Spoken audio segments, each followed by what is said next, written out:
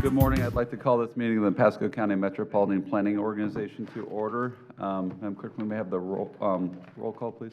Well, they'll do your invocation. Oh, Yep. no, call to order. Invocation and pledge, please, sorry.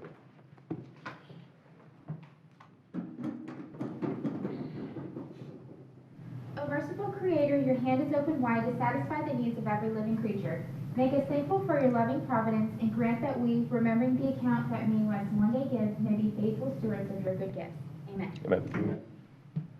Pledge allegiance to the flag of the United States of America and to the republic for which it stands, one nation, under God, indivisible, with liberty and justice for all.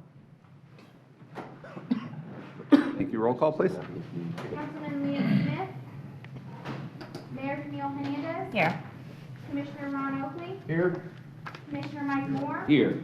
Commissioner Catherine Starkey. Here. Commissioner Mike Wells. Where's my name? Commissioner Jack Mariano. Here. Chairman Your Jack book's right Starkey.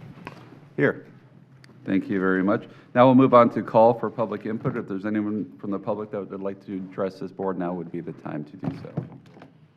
As I see nobody, we'll move on to approval of meeting minutes from June 11th and August 8th. So moved. Second. So there's no minutes in there because they're. We'll approve them anyway. MPO Advisory Committee reports is Citizens Advisory Committee. I saw Mr. Cardenas walk in. My body, Jose.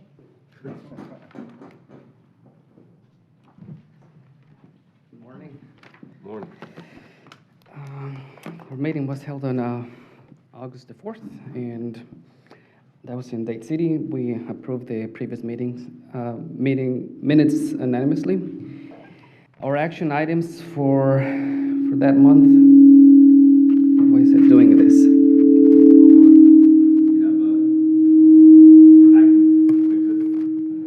There, maybe super far away. That's better when you move it back. Yeah.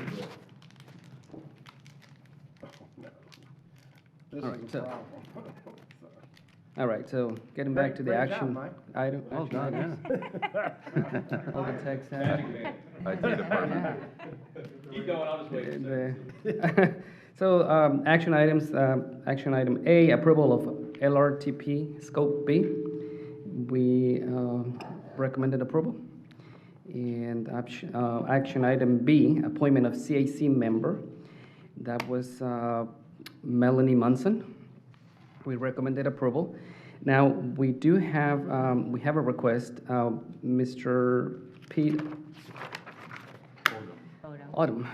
Haven't seen him in all this year or last year. Oh, wow. So we're requesting removal and appoint Melanie Munson as our permanent member. Also in that CAC members, we are also requesting to fill the vacant seats that we have for alternate members and or for those that are still missing a permanent member. Who still has an alternate member? Well, if I go by my list, we, like Mr. Commissioner Starkey, we have a vacant on District 3. We have a vacant on Mr. Mariano. We have a vacant at large. Actually, 2 vacants at large. And alternates, Mr. Oakley, we have a vacant on both, on the regular and on the alternate. So let's find those members because we want a full committee and participation from every corner of the county. Or item C, PCPT Route 41, proposed service modifications. We recommended approval. And our last item was action item D, PCPT, the free fare program, which that was a very good initiative brought to the committee by Kelly Miller, and we are very excited that it's, we recommended approval. So that's pretty much all I have. That's about it. Thank you very much, Mr. Cardenas. Any questions for Mr. Cardenas? No? Thank you. Thank you. We'll move on to BPAC. Is Dr. I'm sorry, Oh, sorry, we have a question. follow up real quick to that. Did you need Ms. Cardenas back up? Yeah, sorry. Yes, sir. in staff, so I had met with, Bill Roberts, he's the head of the CAC over in Hillsborough County, and he had made a request and to see if there was any interest, and obviously in your board, having a joint meeting with Hillsborough County, and then Rob Cirque, which is obviously on your board, had also stated that you guys had some interest in doing that too. So I just didn't know I know staff's working on it. I know there's always a challenge of a place to meet. So Rob Cirque said he did have a place to meet if need be. Andy may have already told you, but I just wanted to maybe since I had that conversation with both of them, I want to make sure the entire board was aware of that. So, Yes. So you just let him answer. So we are working on that, but one of the issues maybe the CAC for Hillsborough is 32 like people. 40 plus people. in there. Wow. 32 or So 33. maybe we'll work it out in a way where representatives from the CAC. Okay. We got to fill ours first, Yeah. maybe. Let's get our bacon. Follow up the TMA through the study that we did on regional MPOs. One of the recommendations was to meet through CAC. So through the TMA, Right. we're trying to work on that. But we'd like to find some issues of relevance, like Mhm. maybe the I-75 Boulevard type of Well, thing. not- We yeah, all not kind of Boulevard. talk about And connectivity. Yeah, yes. And We're not fans of the boulevard, the other part. the We will next, love that. Next, we like. we would love that collaboration, and Okay. we're open for that. Very good. I'm glad I got back. One last comment will be that I mentioned this in our meeting before. We're going to keep the 54 conversation open, the corridor 54, and we're going to ask for status reports. Where are we? What are we waiting for? What are we doing now? And it will be a constant bugging every month because we're going to do something about it, and we don't want to see another Reach Road project in 20 years. We don't want that US 54. We don't want to play defensive. So, Commissioner Starkey? on that note, I believe might have been a meeting yesterday with DOT on a status update, or is it this afternoon? Did someone meet with DOT on a status report on 54 and 41? That's something I'm going to be asking today, anyway. So DOT will present at the next CAC CAC meeting. When is that? On the update, it's That will be October the 4th. This, and part of the reason I'm asking is, I was going to have a town hall next week, but we decided to wait until that was a little further along, and so we've moved it to, I think, October 10th, and I'm asking DOT to be a part of it, to discuss wherever they are on the 5441. so they are supposed to come Where are they? October 2nd. Okay. The CAC. Okay, good, because my town hall is the week after that. So, It's such an important intersection. I'm actually myself driving to the Collier Parkway soccer fields twice a week now at about between 5 and 6 o'clock. And just for instance, Monday, there was a one-car accident about half a mile to the east of 41 on 54, and literally all three lanes were backed up to the Publix Plaza, probably 2 to 3 miles west of 41. That's how, I mean, it was a 40-minute ordeal just to get to that intersection with a one-car accident. It only takes one small Yeah, little. so very, very mishap. important issue. Anything else from Ms. Cardenas? good job. Thank you so much, Jose. Thank for your- Thank you. Move on to BPAC. Chairman, board members, Randy Stovall, the BPAC chair, isn't here because we didn't have an August BPAC meeting. We were supposed to be hosting the Tri-County BPAC meeting in September in a week and a half, but it turned out in consultation with Hillsborough and Pinellas, there aren't any regional issues. We decided to cancel that and instead have an August, or rather a September county BPAC meeting at which we'll be bringing up the LRTP, the Long Range Transportation Plan that is going to be presented today. We wanted to loop the BPAC into that discussion and start discussions about some prioritization criteria for improving the bike ped system on the existing arterial and collector network. Thank you very much. Any questions? Yes. Commissioner Starkey? Can you please give us an update on the construction of the Starkey Gap? The news I have is probably the same news you have, Commissioner. I just want everyone to get it. It's been wet, and that's stifled the paving work that needs to be done. The last bit of work is paving at I believe, the southern end of the corridor, and the construction team's waiting for it to dry out. They're still anticipating completion sometime in the fall. So we've asked them, I talked to the contractor, and I know that the county administrators talked with DOT. They're done at the county line up to across from Trinity Boulevard. And so I believe they're starting to work on getting that part, going ahead and opening that part. There was a liability question, and they've got to make sure the pedestrian, all those signage is in so pedestrians can cross Trinity Boulevard safely. But I hear, and I hope you'll stay on it, that they're working on that part, at least getting that part open. And then I've asked if why they should go ahead and start working on the State Road 54 pedestrian crossing safety implementation, because that has nothing to do with being wet. We're meeting actually this afternoon with FDOT and our project management folks on that project. Okay, and then Are you talking about at the expressway? The overcrossing? the Starkey Gap.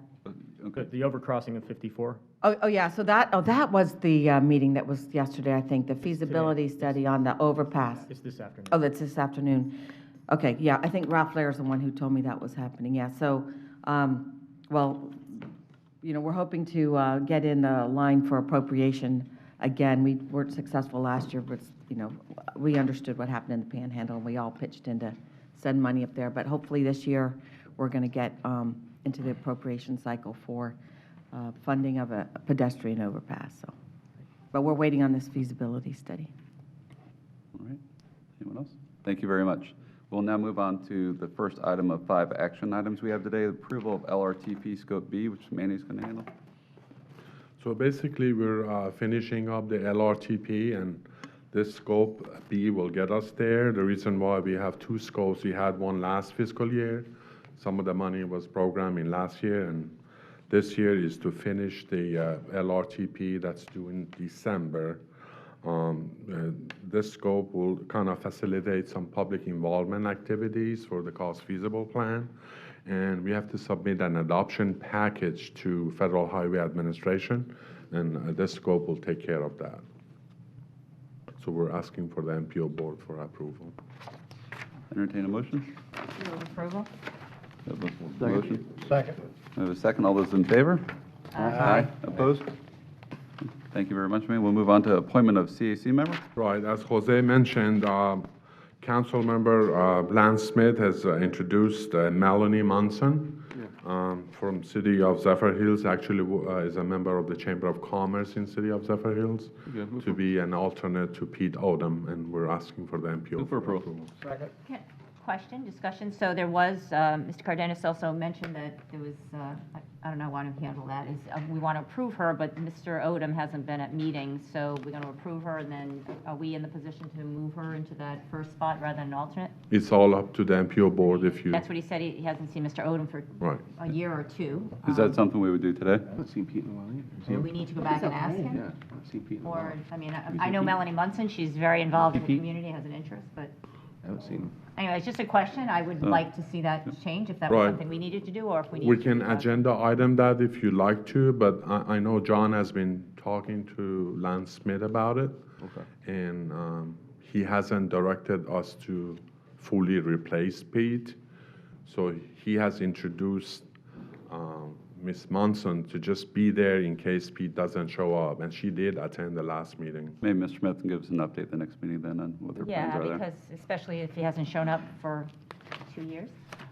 So, yeah, I'm totally supportive of Ms. Munson. I think she's great. I'd like to see her in that other position, but if we take this action now and then bring it back. So what we could do, I think, is fair, is just make her the primary, and he can still be the alternate. And that way, if he attends, fine. If he doesn't attend, it will not hurt. Because if we keep it the way it is, he's the primary, and so she can come, but So is that something we would do today then, I John? think we could do it today. Should we amend the motion then? Direction, yeah. Would that be a second motion, or should we just amend the first motion? I think, yeah, amend the first. Well, discussion? Yes, go ahead, Mr. And I'm fine with that. I just, with Lance not being here today, that's the only concern I have, because he might have additional information that he can share. So if she's, again, if we point her as the alternate, she's able to step in at the Exactly. next meeting. If she's there and he doesn't show, she steps in. But if Lance feels that it's appropriate to Yeah, move I them mean, the around. way the CAC bylaws. And again, if we wanted somebody there, I'm in agreement. I just don't want to jump the gun without Lance not being here to be able to have that discussion, be a part of that discussion. The CAC bylaws, an alternate is just like a regular member if they don't attend. They have the same voting rights. Marinette? No, and I get it, and I'm okay with that, and out of respect for Lance and Mr. Odom, but again, if we're talking about filling these places and these seats and having that representation, which I know we're going to talk about these other vacancies, so, yeah, I'm okay with doing that and then having Lance next meeting, but I definitely am in support of making that switch, because I think Ms. Munson would be there and would be a great asset. I would agree. Good.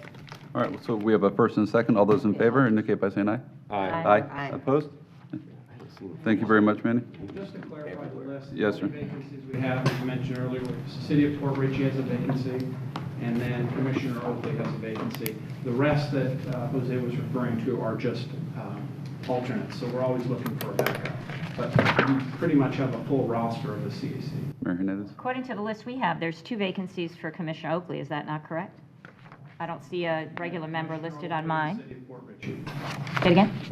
Commissioner Oakley, a primary and an alternate, and the city of Port need to Richey. Those are the get only one. 2 posts we're missing. We have a need to get at member least one in. for each of you, and we have a member for all the at-large. We just don't have alternates for all of them. Oh, okay, the list that I got has 2 vacancies, so I don't know. Well, they do exist under Commissioner Oakley. Yeah, regular and an alt. And he's chosen to defer that, but when Port Richey comes on board, we want to get that right. Well, Mr. Chairman, Yes, sir. if we have, and, to speak to Commissioner Oakley, if you don't have anybody that wants to get on to this time, I know a couple people that are willing to come aboard that are kind of on the edge of your district. They're in the Lena Lakes area. So I have somebody that. 52 Lena Lakes and stuff, that's willing. Mayor Hernandez? You have somebody in I our think there area? may be somebody, and I can give them, that maybe I just would like to ask them first, but that's in our area, that, Okay. would If be- you'll ask and let me know, then. yeah, we'll and I make- can, let me do that. I can give them a call after the meeting. And I think they'd be a great representative. Sounds good. Thank you very much. Mr. Scheibel? PCPT Route 41 proposed service modifications. Howdy, Chris Scheibel, PCPT Director. Back in early December, late December, we received some concerns from some of our riders on Route 41. Specifically, on Route 41, we move over to the Collier Parkway. It doesn't show up here. The D on our route. And they're saying they've never seen anybody on the bus get off there or get on that route. And they're asking, why am I going, 20 minutes out of my way to go for that? So we did a little bit of a study and looked at back in June, what the actual route does and how well it was performing. Unfortunately, it's not one of our better routes, but I do see the potential for the growth in the future. However, the connection over there, we haven't seen anybody on it. As far as the drivers that drive it, they think of one person has been over there, and it's been out there for about a year now. So we looked at this and we determined a number of trips, and you can see all the data up there. It's not one of our better ones, but I do see the potential for when things start happening down the road, i.e. when 52 gets going and so forth. So what we're proposing, some of the studies, different things here. We did 23 onboard studies because we wanted to make sure that we weren't just knee-jerk reaction to somebody saying something. So I sent a team out there. They did people at the thing. They actually went to the center itself, the recreation center itself, rode on the buses, asked customers, things like that, various times during the week. And not really many people go there. In fact, what they have found is one person likes to go, can they walk to the Publix down it that way? So that's what's being used on. So what we're proposing, I'm sorry, one more here. One trip a week upon the spur, and that's that one person going to the Publix. And when they talk to him, she goes, oh yeah, I don't mind walking down. So it's, we had to look at it. It's not really that effective.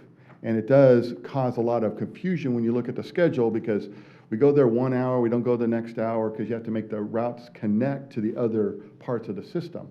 So what has happened is we just basically, the ridership does not support it. And on Saturdays, no one's riding it, plain and simple. So what the proposal is to remove the Saturday service and remove that leg out of the system.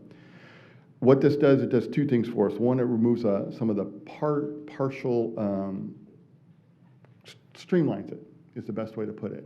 So now the route becomes more efficient. And two, we're also setting it up for when, as you well know, up at the jail right now, if I tried to make a left-hand turn lane coming out of that road by the utilities building at 5 o'clock in the evening, it's not going to happen. But once the bus actually once the FDOT puts in the signal there and extends that to 4 lanes, we'll start be hitting that every hour. And the only reason we're not doing it like today is because of that left-hand turn coming out. So that's what we're setting this up for, is that in the future, and to keep going for that. So what we're proposing is on October 1st, and I may push that back because I want to make sure I get good out there for anybody who does, so they know that it's not going to be happening anymore, to make sure that because the times will change on them. So I don't want to have someone who's using the bus and be there at 5:30 when the bus left at 5:20. So I may push that back, just make sure I get good penetration of the customers knowing what's going on. So we're going to take away Saturday service also, as I showed. All of 41 or just? All of RV? 41. Oh. There's no one riding it. Okay. If you go back to where we're looking at, we're doing 20 trips. So that's total. That means 5 people get on the bus a month, average of 1 per day. And the trip that is mostly happening is down in the bottom area down there at the E and up to the C on the trip. I can't really point on it. So that's what we're proposing. And we will still connect with Route 54 and the Hart 20X route on there. Mr. Chairman? Yes, sir. So I always had this discussion, and initially, obviously, we wanted to make sure that everybody had access to our public facilities, including the library and the rec center. But if nobody's taking part in it, it's obviously understandable that we need to reevaluate that. So we were hoping that more people would, want to go to the library in that area, but maybe they just feel it's still too far of a ride for them, even on a bus. I'm not sure. But It's I mean, obviously, we're obviously helping the citizens that are along 41, and we'll continue to do that. And we can always add it back in the future once the Yeah. need is there. If things change and dynamics change, people start requesting it, like you said, we can do that. Just so you understand, we still have service going down that way along 54. Yeah, So this still connect connects to the up. 54, and it's just, they're going to have to walk the distance up there if they do want to go that route. But that's fine. I'll make a motion for approval. Commissioner, we have a first and a second. Commissioner Mariano? Just a little more discussion. Any thought about, if we're going to cut this part of it out, to actually bring it up to 52 as well? Yes, sir. That's the plan. The problem right now we have is there's no place to turn around at 52. Right.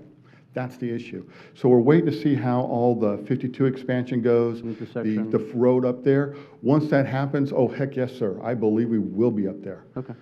I think that's just the way that it's developing in that area. Yes, sir. I agree with you. It will. That's my goal, because I would like to have, once 54 gets 4 lanes all the way across, we don't have the accident backing up and closing everything off, a 52 connector just like we have a 54 connector. And in making 41 a connector between those two, so now we're putting that nice grid across the county. Okay, thank you. Any additional questions? No? Well, you have more on your report, right? Yeah, I have another one. Yeah. All those in favor? Aye. Aye. Opposed? Motion passes. And then, Mr. Schreiber, if you could move on to the free fare program, please. Yes, sir. Back in, I would say, January, maybe February, Commissioner Wells and I sat down, we talked about how we can help our veterans and maybe provide them transportation to needed services. And so I did some research, worked with him, and we came up with that we're going to provide free fares for all our veterans, if they have the appropriate ID cards, of course. So that's what we're doing. We're proposing that we give the veterans free fares, and also in response to a CAC request, can we also have our county employees also ride for free? And now that the county employees have all got their ID badges, we are now set to implement that. That'll start on October. There will be a board, VOCC agenda item on this 18th board. And I propose that we allow our veterans to ride free with a valid forms of identification. I actually have all 3 of them, so I know which ones they are, and I can show my team exactly which ones they need. And it's the whole idea is walk on, picture ID, and they hit the button, and they're riding for free wherever they need to go to. So, and the same way with the county employees. I think this is something that is really good, and Commissioner Wells also has been very supportive in helping me just move forward. I love both of these ideas. No, I think it's a great idea. Do you need a motion for that? Yes, ma'am. I move to approve. Second. We have a first and a second. Any additional comments or questions? No? All those in favor? Aye. Opposed? But I do want to ask you about something else. Yes, ma'am. So it's come to my attention through some of our citizens that, and I haven't done any research on this, so it's just something that someone was telling me, but I've heard it through a couple places, that there is a program at Trinity Hospital that has to do with a meth clinic. I'm sorry, what And clinic? methadone Methadone clinic? And Methadone? when the people get out of this clinic, they just say goodbye, and they are walking up the power lines to get up to some encampments up on 52. This is what I've heard. So they're coming, through, where the power lines are on 54, and through the park, and up through Moon Lake, and then this was also brought up by the Swamp Club members, which are the people who build the bike trails, the off-road bike trails in the park. We have an emergency water station that is maintained by the Swamp Club for water and medical supplies in case someone gets hurt when they're out biking, and these people keep taking the supplies. As a matter of fact, they left us a note, please leave food. So I'm wondering if we couldn't just put some day bus passes at Trinity, if this really is happening. Maybe we could talk with them and give them a bus pass so they can leave there instead of, go somewhere on a bus instead of on foot. And we actually just found someone living on Starkey Boulevard in the bushes in a tent on the trail, between our market and Rangeland Road. The problem I'm seeing, ma'am, is we've been giving out a lot of free passes to places that do stuff like that. The problem is we're starting to see a larger and larger problem at our bus stops, where the people are hanging out at the bus stops waiting for buses. Well, I and want to talk to you about that, but I'm They're running- talking about at the clinic. If they need transportation when they're done, let's give them a one-day bus pass so they can. If you have a contact number for that, if you can get that to me, Yeah. I'll reach out to them and see what we can accomplish. Yeah, because maybe they don't have the money to get on the bus when they leave there. How long are they normally in the clinic? Do we know? I don't know, I really, I forgot to dig more into that, but I just wanted to say I've had 2 different groups tell me about this problem. The other thing is loitering at the bus stops. So getting a lot of feedback on that bus stop in front of Wawa. Yes, ma'am. And I've taken pictures and sent them to the sheriff. The sheriff and I went with a couple cars a couple months ago, and there's drug dealing going down on that bus bench. Where is that, Commissioner? Which In wall? front of the Wawa and Holiday. Holiday. And we're also starting to get more complaints up by the Walmart up by on 19. In Port Richey? Hudson, No, even farther north, the Oh, one up by, Hudson, Beacon Woods. So no, I you. know that we were putting no loitering signs, they were ripping them off. But I understand you have put a no loitering sign on there that can't be taken off? I didn't walk Correct. over It's there because bolted. it's bolted. it's bolted. It should be on the metal. roof shining It- down, you know? Yes, ma'am, it is. Oh, okay, perfect. It's at the very top, how should I put it, the top bar of the thing, it's bolted on there, it's metal and so forth. And I've worked with the sheriff's department also, they run by there a lot, they debrief it, I believe, in the division meetings, I don't want to quote the right things. Yeah, I've But asked as an about a camera, As an even a fake example, though, camera. we had a complaint about, I would say, 2-3 weeks ago. I'm gonna show you. The sheriff's department went out there. I even sent my team out there because they, a lot of litter. He went out there and literally, he walks up, says, it's about half an hour after the sheriff was there, they were back. Right, He- they go next He door. pushed them off again. He cleaned it up, and before he can make the U-turn going back the other way, they were back at the bus stop again. Well, Mr. Scheibel, And I've got a picture that today I'll before we leave, I will show you what's going on there. It's really awful. And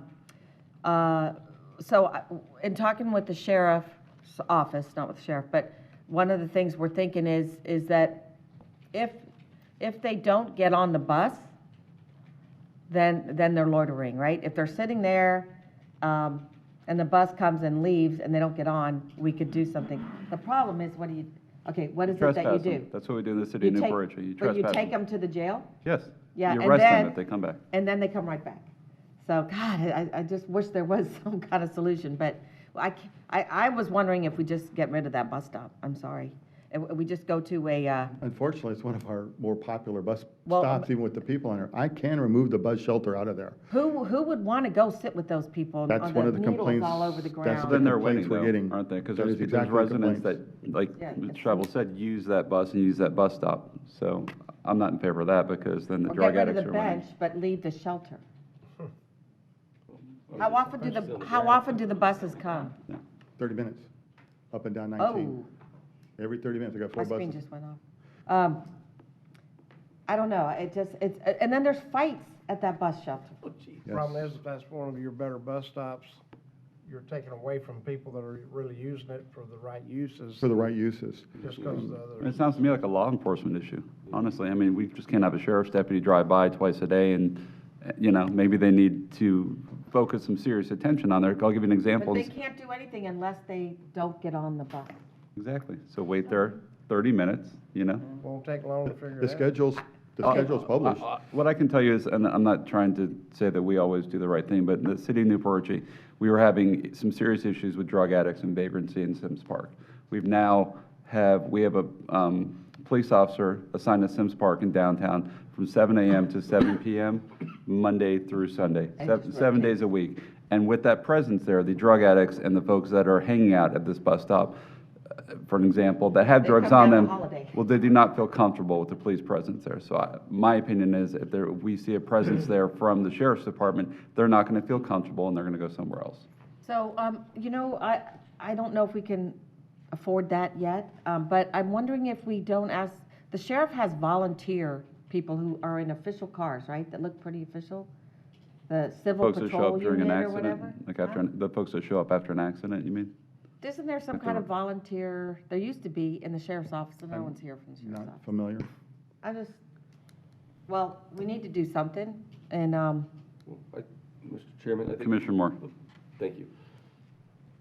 Maybe yourself or the team just reach out to Chase, have that discussion. oh, I and had then- lunch with them, yeah. We, Flies. He likes you. Yeah, I'll tell you what. Okay, because, and just see if there's anything else that. I will help. contact Chase again, and I have talked to him about this about 6 months ago. We had the same type of issues, and customers are concerned, and they are giving those concerns to me, and I'm addressing them at the time, but it's becoming problematic. And then when some of them have bus passes that they pick up from some of the places where we give a lot of bus passes out. I believe it's like 100 a month of day passes. And if they have a bus pass, they're waiting for the bus. If they don't get on that bus, they can say, well, I'm waiting for my connection at the next level down. Well, what I've seen happen is when the sheriff comes, they get up and they walk to the gas station next door, and that gas station was auctioned off because no one was driving in there to get gas because they were all sitting there on the curb in the shade and getting the Wi-Fi. So now there's a new owner there, and I know the sheriff is working with the new owner to put no loitering, no trespassing signs, so they can Trespass them. they can trespass them from there. But I will say that our signs are up, and if Well, that's good. no loitering, gives a whole list of them on there, and the sheriff can, if he meets the requirements, trespass them off and give them, so what about a camera there? I'm not sure what the camera would accomplish. What the camera would do is when there are people sitting there, they could send a deputy by instead of one just coming by every 5 minutes when there's a crowd sitting there. Put a sign that says it's under surveillance and put a camera up and then. Yeah, and put then- one Try of that those. out. Well, it had to be somewhere Battery light. other than at the shelter itself, because we put a camera in the shelter, they will just whack it Yeah. and destroy it. Put a sign up. Maybe there's a pole nearby. We can But, look, we can look into that, just what the cost would be and so forth. We can look into something like that. I honestly think, once again, that we need to work with the sheriff's department and get some type of I don't want to say permanent presence, but extended presence at these problem areas, because the vagrant drug addicts should not have precedence over law-abiding citizens that are wanting to ride on a bus. Stopping by every 30, 45 minutes, they're just going to come right back. If you have a sheriff's deputy there for a few days in a row, the message is going to get out, and they're not going to come back for a while. And if I can enlist your all support on talking to the sheriff about this Yeah, problem yeah, and saying, I will do it hey, again. look, you know, can we work with, and I'll reach out, like I said, to Chase and see what he can also help. But having you also support that would be a big step forward. I personally support 100%. Yeah, yeah. Conversations, let's do it.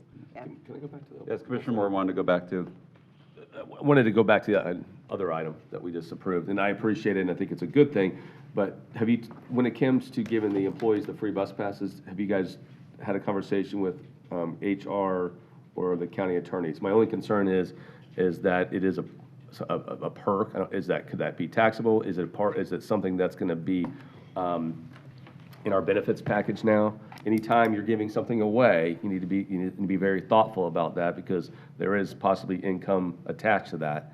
So I would just highly suggest having that conversation with HR and/or the county attorneys to make sure this is done properly. Well, currently, in the union contract, I believe there is a provision in it that union employees can use the bus for free as it is right now. But not everybody's a union employee. Yeah, I understand, sir. I will ask the question. I know it went through all the legal process to get it to the board. Okay, good. I just want to make sure. Yeah. Always just Well, look out for Barbara ourselves. was Again, in the some things meeting could be yesterday. taxable or be considered a benefit, so. Yes, sir. Yeah, but Human Resources was in the meeting we had yesterday with Public Services, our quarterly meeting, when he announced this.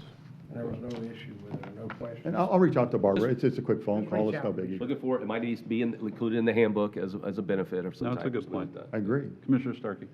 This is a kind of a higher level question, but seeing that I'm on T-BART and we've transitioned to transit, so you are the bus person, and buses are not the only kind of transit, right? So so are you going to start, who in our county is handling things other than buses that in regards to transit? For example, The transit authority. golf carts, scooters, van pool, all the other types of transit that are out there. Right now, T-BARTA runs the van pool program, so they're. Oh, I know that. I'm they're asking, who is our person in the county that, Well, I'm part of what's called the Transportation Advisory Group. I'm actually the chair for T-BARTA on that. But inside the county itself, I bring a lot of that underneath the CTC functions, where the scooter and so forth applications would be in there. The current request we're working on is mostly what's called micro-transit, Right. which is our transit systems that are part of the transit system, but they're focused on one area. Things like, right now I'm leading up to something, right now we're in a really transformative phase. Autonomous vehicles, electric vehicles, right now in transit. Where we are right now, where we're going to be 10 years from now, is going to be totally different. And it's going to be, for the next person, because I'll probably hopefully be retired by then, but I want to set us up for that, though. That's the thing we have to set ourselves up for. And where do we work on that? Right now, it is more of a staffing issue, while we're not really pursuing a lot of that right now because we're transforming our own system. But we are looking at those type of things because that's the future. Where you sit at home and you say, okay, you set up your permanent schedule on when you want the bus to arrive, and an autonomous vehicle shows up, and there it is. Who's going to run that? Is it going to be a private organization? Is it going to be a county? Is it going to be part of what all that is? And those are questions that are going to be moving forward that a lot of systems across the nation are going to have to work with. Getting that type of out there is, it's a knowledge base right now, and I am trying to grab that knowledge as best I can. Right now, it would be me. okay, because, I sit on T-BARTA and no one from Pasco County staff is coming. I try and attend it via remote. The problem is on Friday mornings, there's always been conflicts. Like this Friday morning, or this next week, I'm going to be on vacation. But I am trying to attend those meetings. Like I said, I do attend the TAG. I'm the chair of that. I am also working with other folks on those type of things. I think this alternative transit conversation is going to get bigger and bigger, and was that the TMA? At the TMA, we had a discussion with Secretary Gwynn a little bit, and Senator Roussan about microtransit, and, you know, I brought it up here that we need some kind of policy in our county on on our multi-use trails, what's allowed, what isn't. I've had a conversation with Keith about, as they're widening State Road 52, they're putting, this is Keith Wiley, our parks person, and natural, I can't remember his title. So they're putting a critter crossing under 52, and I said, because of the rule of DOT that you cannot cross a state road on any, you know, you can't cross it in a golf cart or anything like that. And it's going to be very unsafe for bikes. As if we're going up to put a critter crossing underneath 52, we should plan ahead and put a pedestrian undercrossing right next to that critter crossing under 52. And, you know, I got some blowback, so I would like this board to weigh in on that. And I speak to the point of it, when I got elected and 75 was being redesigned by DOT and 52, and they took out the old bridge underpass on 52, and I said, we're putting a major trail in the county, you've got to have an underpass, because you can't put cyclists under that current, you know, in that, like we do on 54, where you go under 72 and all the trucks are turning up. It's crazy. So they did stop and redesign that intersection and put that underpass, which now has a road attached to it. But anyway, Right there north of 52. and I think if we're going up to put a critter crossing at 52, we need to put a pedestrian one. There is a trail going up there through Bexley, Bexley North or Angeline, whatever we're calling it. And, you know, there's a critter, there's a There's a new wildlife culvert going corridor in that's there gonna have a by- trail right next to it, then you're gonna get to 52, and then what? You know, gets mushed like a bug trying to cross it. So please, let's weigh in. And I don't know if that's your department. I don't know if that's Ross's department, but Yeah, so through the chair, I'm happy to respond to your question. We just wanted to get this agenda item. Kurt is coming back, so we can get him again. Okay. But I did provide you with a multimodal sheet, and I was going to speak to that, which will answer your questions on our initiatives, where we're headed, how we're going to tackle all these things. okay. I'm happy to speak to that. Yeah, and I understand, we went to a workshop, some of us with Newport Richey on that. Underpass. And we got some misinformation, so, which has stirred a pot a little bit. So I just think we need to start paying a little more attention to microtransit. Mr. Chairman? Commissioner Mariano. And I think Commissioner Starkey's got a great idea as far as making those underpasses work better. They're there, the gap's there, trail underneath shouldn't be a big deal. Yeah. I'd like to bring a point back, though, if I could. Yes. To the Route 41 we just wanted approved. Now that we've approved it for employees as well as veterans, on the stop here, you don't have a stop at the Pasco Government Center that's there? I'm wondering if we should make that a stop, and you'd still be You mean within where, your time window. Yeah, they're right at the Government Center. Over there by, At Clark Building? Yeah, you have Clark Drive? Yeah. There is a stop over there, sir. there is a stop, okay, it doesn't show it on this, I don't It's, think. we don't put all the stops on, we put the Okay. timing points on there. All right. There is a stop, a sign out in front, and Okay. we're actually looking at, it's a bench, it's starting to get to the point where it qualifies for a bench, too. Okay. Problem is, I think there's a ditch right where the stop is, and we're thinking about moving it.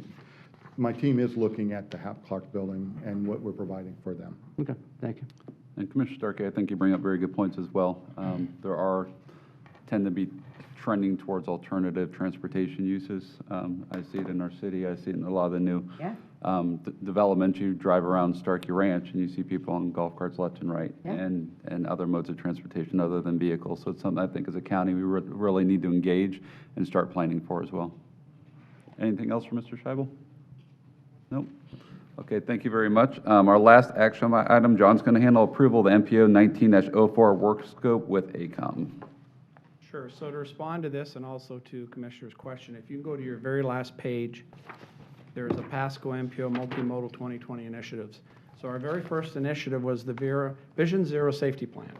And so, as you know, you already approved a plan a few months ago.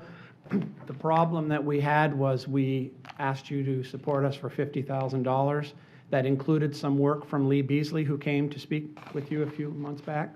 Unfortunately, she's taken a full-time role with Lochner, so she will no longer be part of this contract. So we had to revise the scope and bring it back to you for your approval. So it's been reduced from 50 to 40, but it will still be to implement the Vision Zero scope.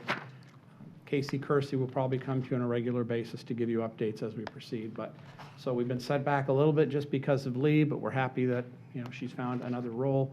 But nonetheless, that we're asking for your approval for that so we can undertake the Vision Zero safety plan. Move approval. We have a first and a second. Any other questions or comments? All those in favor? Aye. Opposed? Motion passes. And before your next item, I was just going to segue into our second initiative is a transit-oriented development plan. We, as an agency, do not implement things, but we do a lot of planning. And so something that we believe is critical as we grow from a rural to almost a more urban setting is transit-oriented development. David Engel and I attended a focus group that was undertaken by the Tampa Bay Partnership with Dave Sobush, where they talked about economic competitiveness in the area. And one of our shortfalls is transit. So they've done some extensive work on transit-oriented development, so they're here today to speak to you. And that will kind of set the tempo to you for how we want to proceed with the land use side. And then again, the other initiatives, the resilient transportation system has a lot to do with what we're doing with TBPRC, working on sea level rise in various projects and hardening infrastructure. And so they'll be coming to you in the next few months to discuss that. The transportation demand management is exactly what you're talking about. That encompasses everything from transit to microtransit to van pooling. We're starting to work through Kurt's effort with the free fares. We've reached out to BARDA. We're going to have them come talk to employees about van pooling. We want to get into the autonomous vehicle realm. So again, we're going to look at all of that in totality. We'll work with Kurt and any other partners to bring some kind of plan forward to you, but it is on our radar and it is important for the cities and the county. And then the last thing is TSMO. If you remember, the gentleman from Metropolitan, Eric Hill, came and spoke a few months back about doing an assessment in our area of where we have congestion and where we have areas that need to be improved. So when they get on board, we'll come back with another list of things that we can fix in terms of congestion. So these are kind of the things that we're focusing on. At some point, we may want your input or direction. We could have a workshop, whatever you want to do, but we think we've covered most of the things that are timely. And so I think that's really the best way to address your question at this point. So with that, Thank you. We'll move on then to Mr. Dave Sobush, presentation from Tampa Bay Partnership, Transit-Oriented Development. I think I was in one of those little cars in Bordeaux. It was one of those little cars in that picture. It was very cool. And we followed a route on an iPad attached to the car that went by GPS to all the different sites, and it would tell a story when you got close to something, it would start telling a story. Nice little tour. It was very cool. It's just self-driven. No, it wasn't self-driven, it was electric. Electric. Electric 360, they call it an electric 360 tour. It was very cool. They barely fit, but, this is for you, just information about grants. okay, okay. Thank you, sir. I think we got Thank that. you. Thing right there. Thank you. That's your first. Thank you. Did you get it? No, missed it.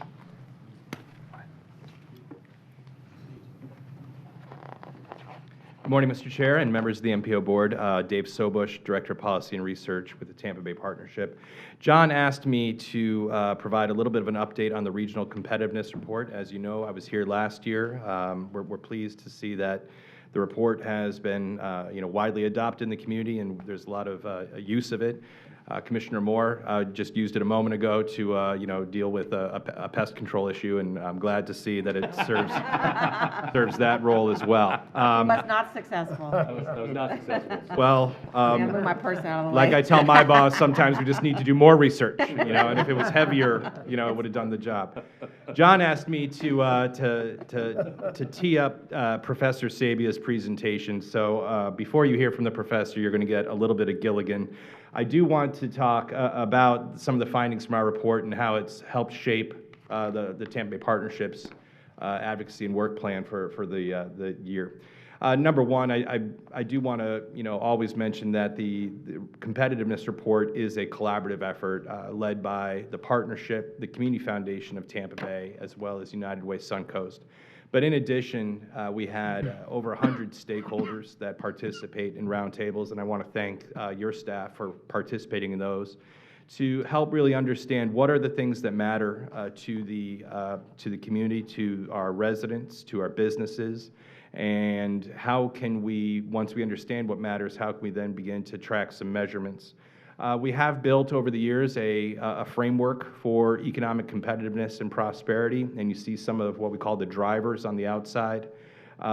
They serve those customers, which are our residents and our businesses, and the idea is that if we serve our customers within the region, we will enjoy the economic competitiveness and prosperity outcomes we want to see. As a reminder, we don't just track these numbers in isolation. We benchmark against 19 other communities, a mix of peer and aspirational. I won't identify which ones we view as peer and aspirational, but I think if you look at that list, there are some, it passes the smell test, so to speak. That's a technical term that John told me to avoid. And again, so the long and short of it is we have 60 indicators across 20 communities measuring a multitude of facets related to the inputs and drivers of economic competitiveness and prosperity. And I want to share a little bit of an update. I was very pleased to be here last year. I'm even more pleased to be invited back. I guess that's the better sign. Before we get into it, just a reminder of the Tampa Bay region as it's in this report, 4.7 million people, growing fast. And, you know, again, expected to be 5 million residents within the next 4 years. It's the 12th largest media market. Each of the communities within the region contributes to its success, and we measure the region against the benchmark communities. On our website, the tastefully named regionalcompetitiveness.org, we do have drill downs into the metro level and county level data, as I know that's of interest to policymakers such as yourselves. Some of the good news, this is a great place and people want to be here. Our population is growing, as I've mentioned, and our population grew tremendously due to the net migration of folks, more folks moving into the area than leaving. And again, you see a good complement of Florida communities in that top 5. Our population grew actually less than that 2.09%, because we were the only region that had a natural decrease of population as opposed to increase. Among the 20 communities, only Tampa Bay had more deaths than births within that comparison set. And within the 8 counties, only 2 counties in Tampa Bay had more births than deaths in the year of interest. Nevertheless, we are growing quickly. The old adage of 1,000 people a day moving to Florida is true. Tampa Bay is getting its requisite 25% share. And not just moving here to live, we're also enjoying tremendous business growth. Tampa Bay, among the top 20, ranks 5th in terms of new business starts.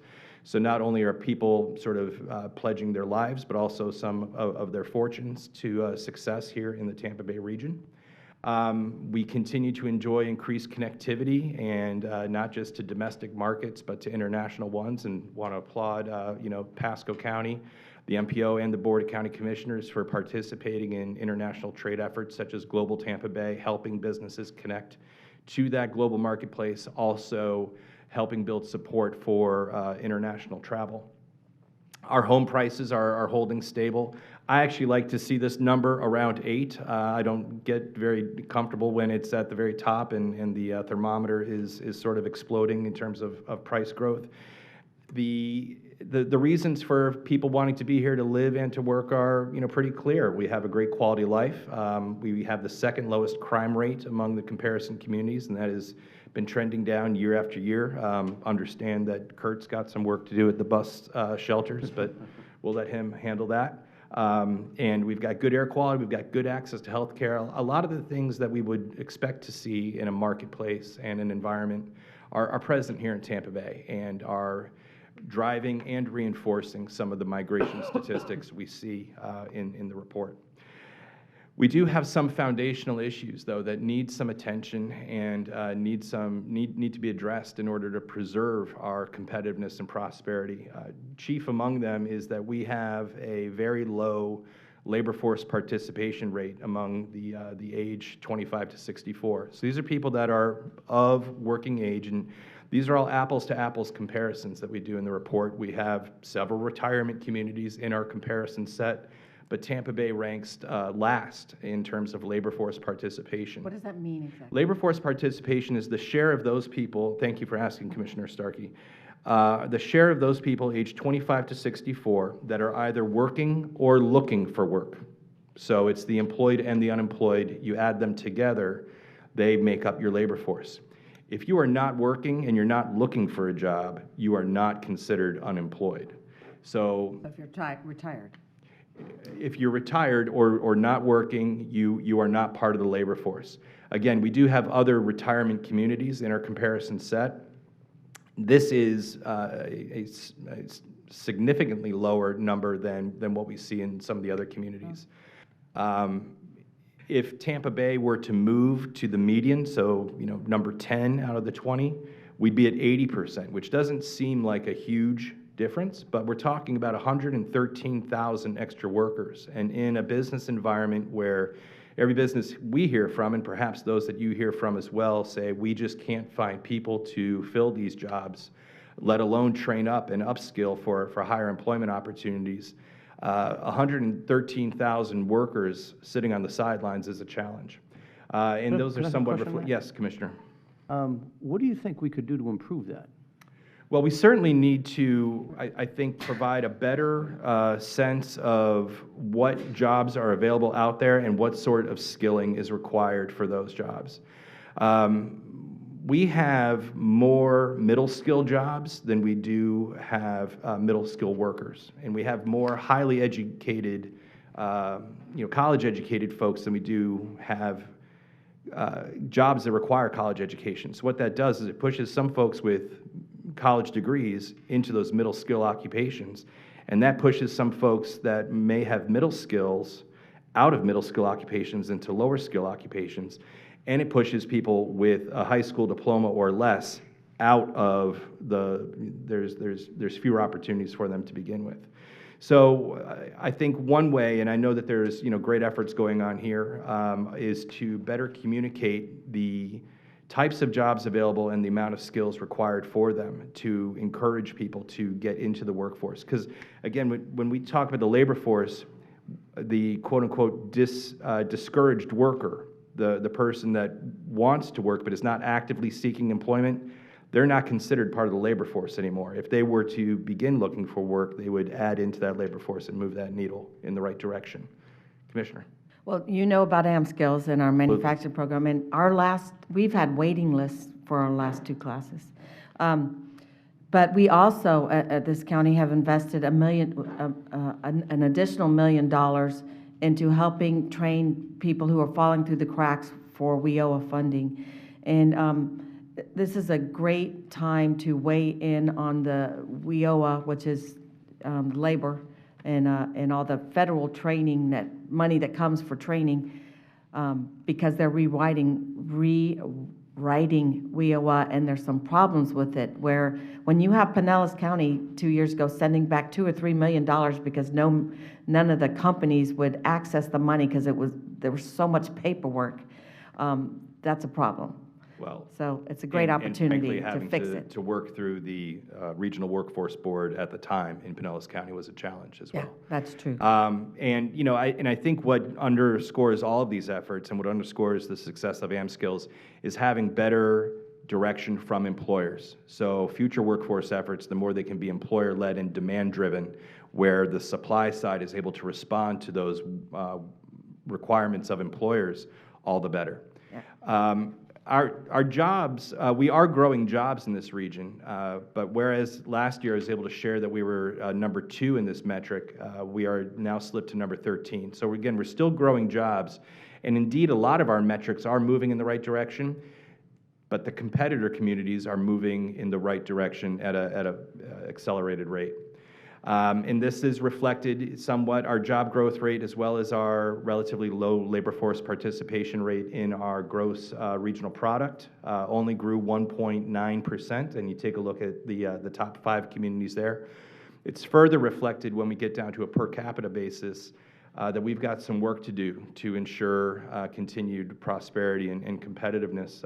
20th out of 20 in terms of GRP per capita, and our figure of 37,000 is less than half of the top place finisher.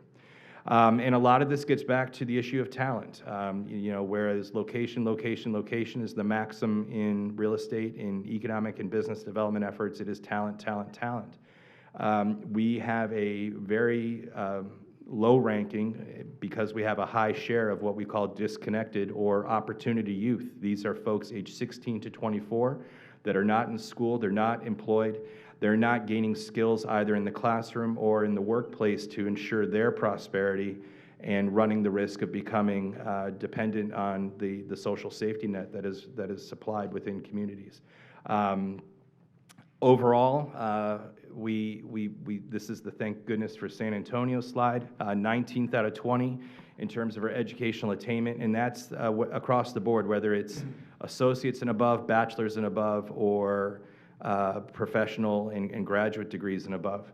We also measure certificate production. It's difficult to assess how many folks within a community have a industry valued certificate or not. It's not tracked the same way that these other degrees are.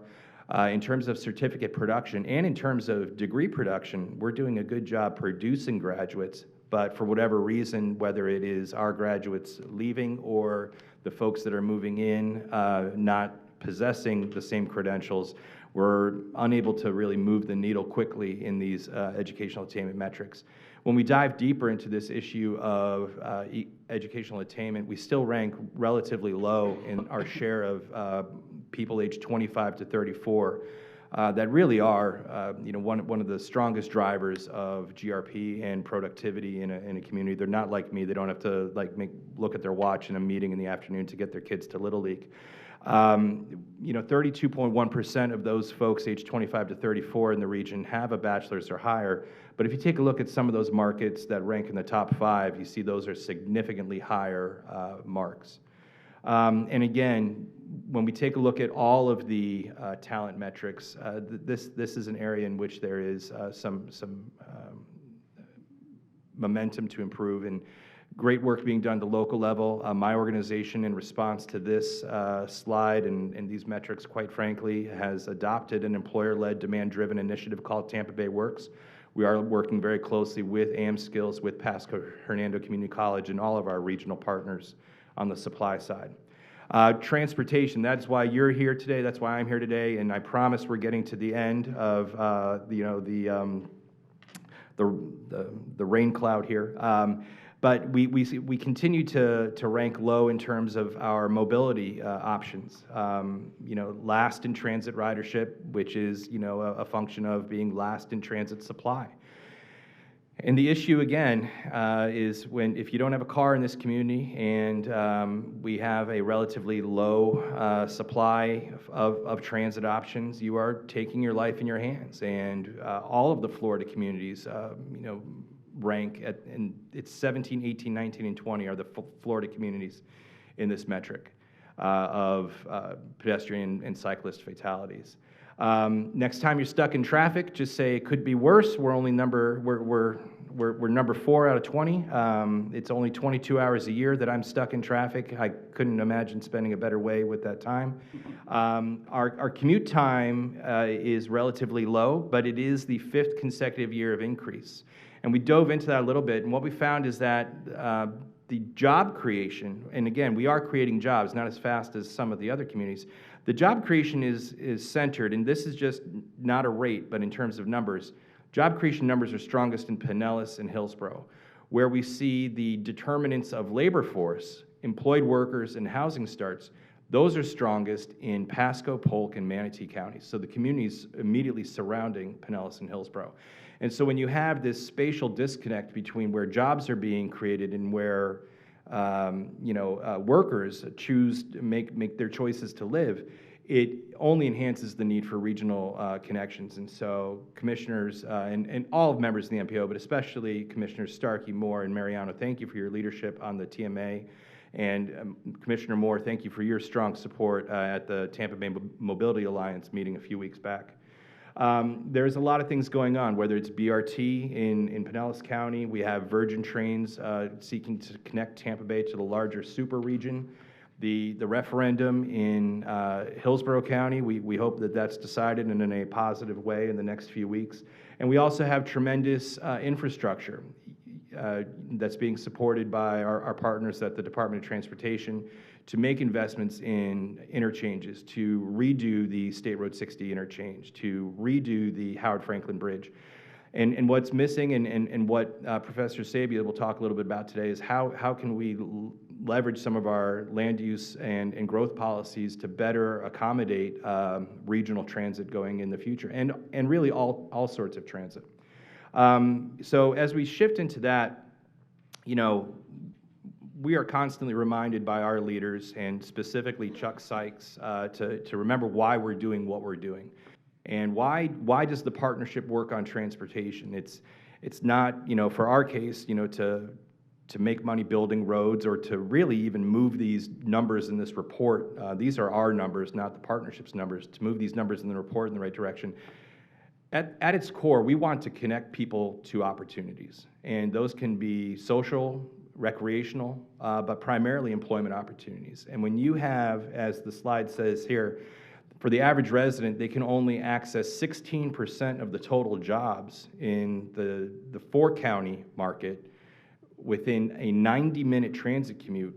You are kneecapping people's ability to take that extra job, to find a job with a higher wage, to make the investment in their own education pay off, quite frankly. And again, as the report says, last in terms of transit supply and ridership.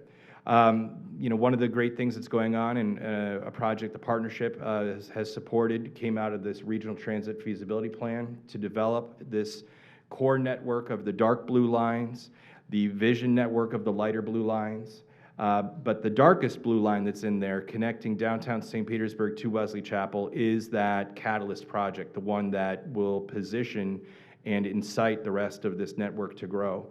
It is been rebranded as the Regional Rapid Transit Project. There was a great story on Fox 13 the other day, and I'm not just saying that because my boss was on the video, but 41 miles between downtown St. Petersburg and Wesley Chapel.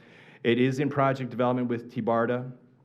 And as Mr. Scheibel mentioned, he is chairing that technical advisory group, so Pasco's going to have a nice, strong voice at the table that helps guide that study, as well as TBARTA's regional TDP. Before, and I promise we're getting to the good stuff here, you know, the partnership supports the regional BRT, and we support it as a premium transit project. What we've seen in other communities is projects start out with, you know, very good intentions and high standards, but then those get watered down over time. What we hope is that this project would be the first gold standard operational bus rapid transit project in the nation. Right now, there are no gold standard projects operating in the United States. There are some that are pre-certified in the planning stage as being gold standard, but again, as they get constructed, those projects get watered down. Tampa Bay has a chance to really do BRT right, and to do it would be to follow the guidelines established by the Institute for Transportation Development and Policy, and that is dedicated right-of-way, to have, you know, the right busway alignment so that you're not being slowed up by other vehicles, off-board ticketing, the right intersection treatments, and platform-level boarding. And when you take all those 5 core components of bus rapid transit, it's really about having that bus operate like a train, where it operates in its own schedule, its own timetable. It's not dependent on anything else.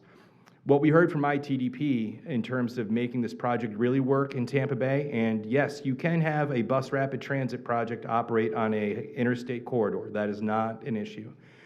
They said the key to this is, how will this service integrate with the neighborhoods?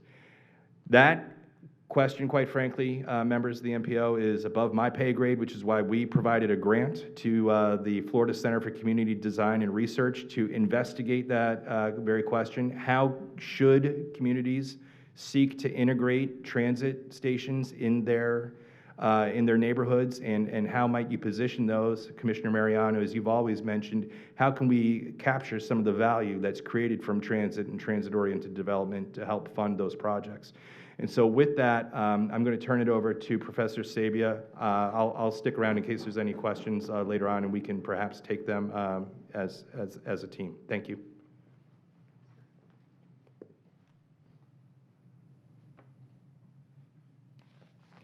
So good morning, board members. I mentioned to Dave on our way driving in from USF campus this morning that it felt like I was on my way home. So my name is Taryn Sabia, and I'm not only the director for the Florida Center for Community Design and Research, but I actually grew up in Newport Richey. So I'm a graduate of River Ridge High School. I got to start in its first year when it opened. So, I've lived in a number of places since then, but this was certainly home for me. At the Florida Center, we are the research arm for the School of Architecture at USF. So my background and training is in architecture and urban design. And the Florida Center was founded by the Florida legislature back in 1986 to assist the citizens of Florida in creating more livable and sustainable communities. So we take that mission very seriously, and when we get to partner with organizations like the Tampa Bay Partnership and others on really starting to create visions and plans for how we begin to make our communities more livable here, we couldn't be happier. So looking at transit-oriented development and how we begin to utilize transit-oriented development as a tool for making our communities more livable, more sustainable, more affordable, and being more connected. So that's going to be a really key piece that you'll see throughout the research that we did. And wanting to not only connect neighborhood to neighborhood, but also looking at how to connect neighborhoods to business centers, to downtowns, and from county to county. So we're going to start with a couple definitions. So the first is transit-oriented development and what it actually is. So when we talk about transit-oriented development, we're looking at development which is dense, compact, walkable. It's a really key piece that it's walkable, that there's a number of amenities that people can get to quickly and easily, and most importantly, near transit. So that's really a key piece. That transit becomes the catalyst for how those neighborhoods are functioning and how they're designed.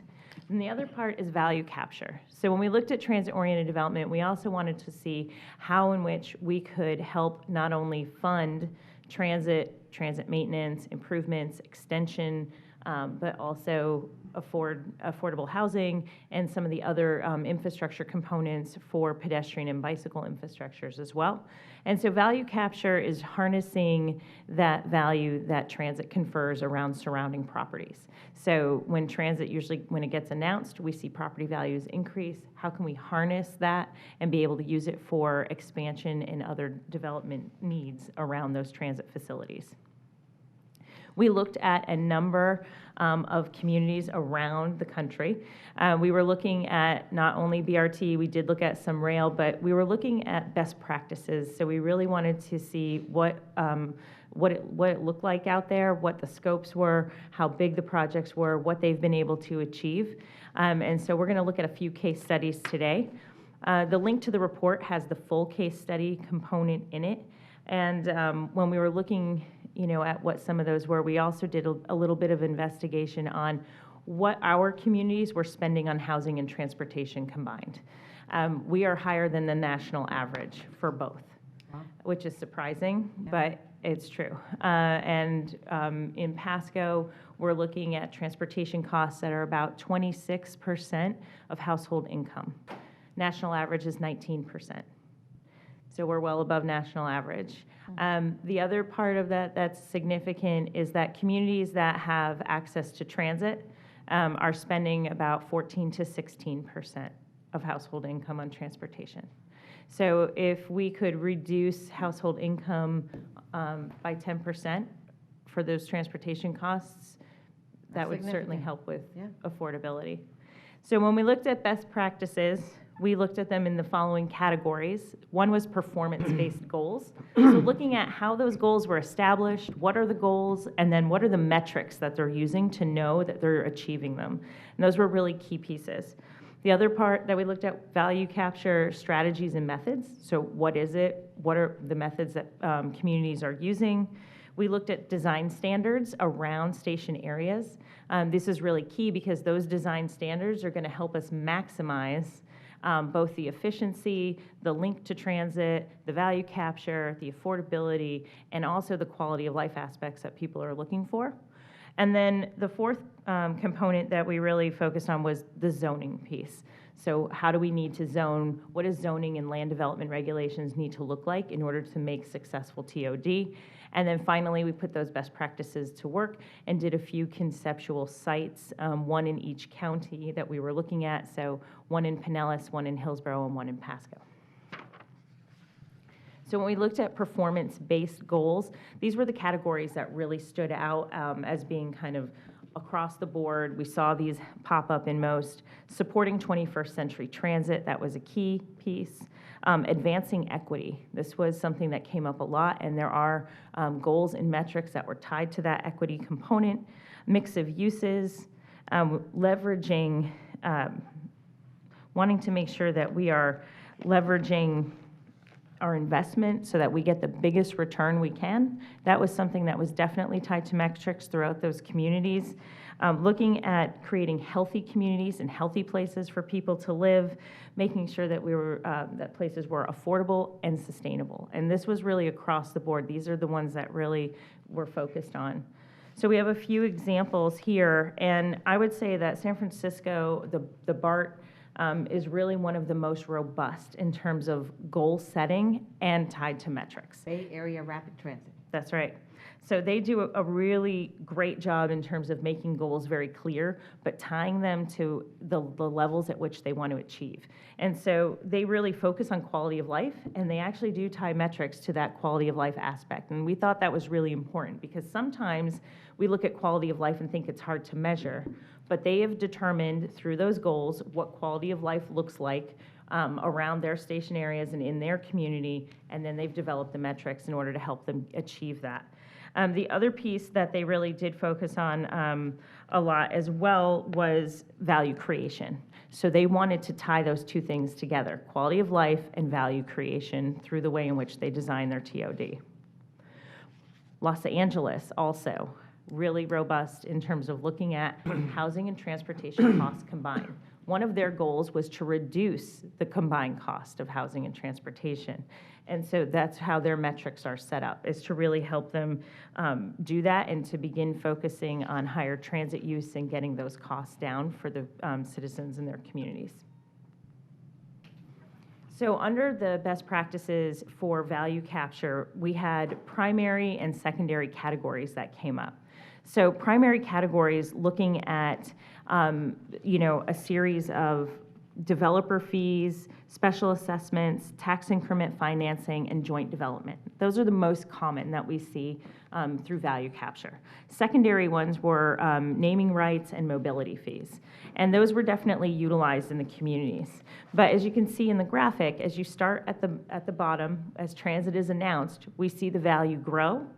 And then once we begin to implement, we continue to see it grow. But that biggest piece is right when it's announced. And so this is the value that we want to be able to capture. We want to be able to build off of it, and that's the return that we're looking for.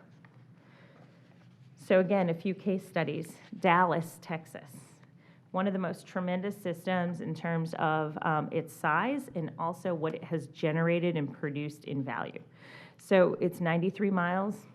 It has generated over $10.8 billion in economic development and more than $7 billion in economic impact in addition to that. The interesting model that they're using is the TIF. They're using a tax increment finance. And I would say the interesting part and what the biggest value is that it's across 4 districts.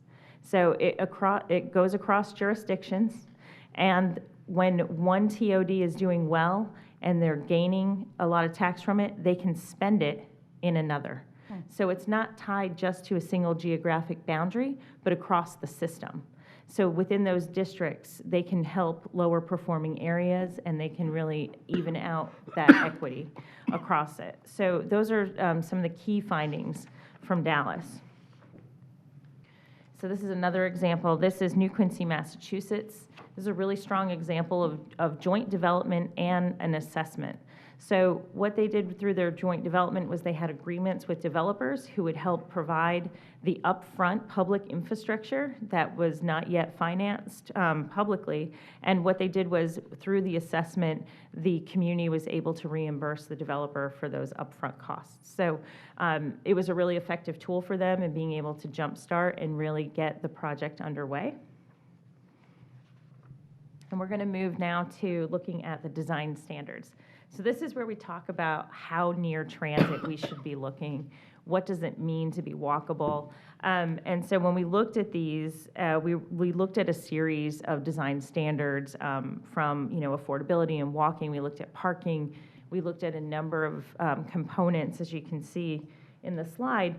But what I'd like everyone to remember, and this is the key piece, is that center circle, that quarter-mile radius, that's what we call the 5-minute walk. That 5-minute walk is what most people are comfortable walking, and it's what most people are willing to do without even thinking about it. So that 5-minute walk is crucial. It's also going to be the area that has the highest value around your transit station. And so that's also a key piece, is because we want that value capture, and we want to see that area go. And it might be an area that we also have set-asides for affordable housing in it, in order to make sure that we're, again, looking at the equity. The next ring is our half-mile radius. So this is going to be like our walking and biking zone. So it's a little bit further out. This still sees increased property values. It's still walkable. There's still amenities that come out from that center and into those areas. But again, it's not quite as high priced as that middle area, and it's just a little further from the station node itself. And then as we step a little further out into that 1-mile radius, what we're seeing is that these are the areas that, they still are generally walkable. It's a longer distance, so people may not be walking to the station, but it might be a kiss and ride where, they can be a 1-car household and they can do a drop-off at the station. They can ride their bike there, or they can hop a quick bus ride to get there.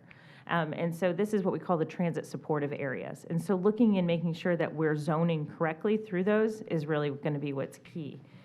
But in terms of design standards, this is also where, as Dave mentioned, we wanted to see transit fit into existing neighborhoods and transit be able to really be that hub within neighborhoods.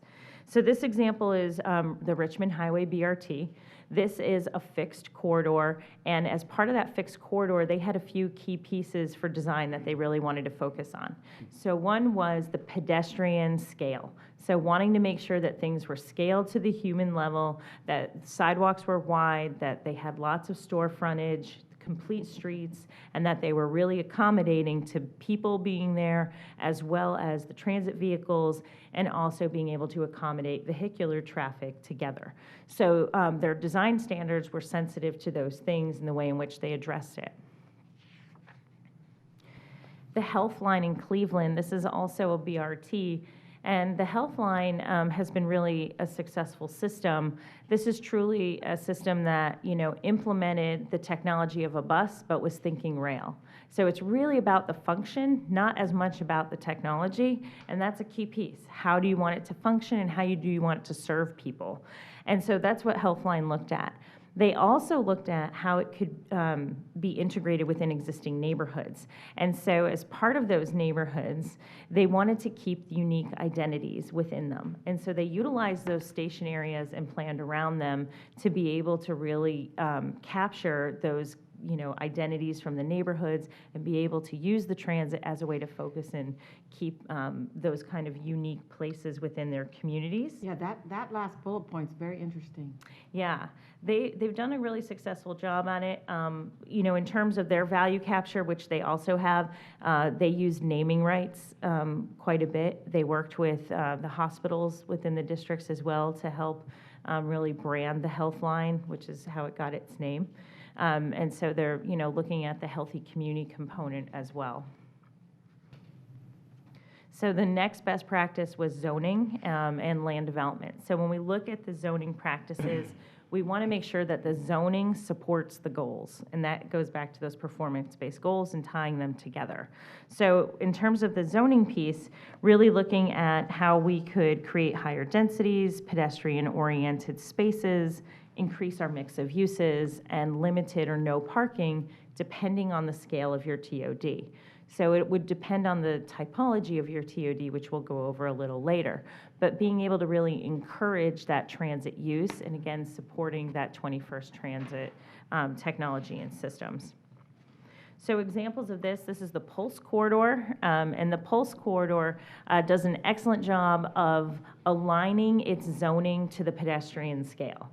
And so we saw in the design standards, right, that they wanted to design for that pedestrian scale, so now we're seeing how the zoning begins to align. And so they want to align that zoning so that they have really looked at what is going to help make this a successful corridor overall for their complete streets, for their transit, and for the people who are living and visiting.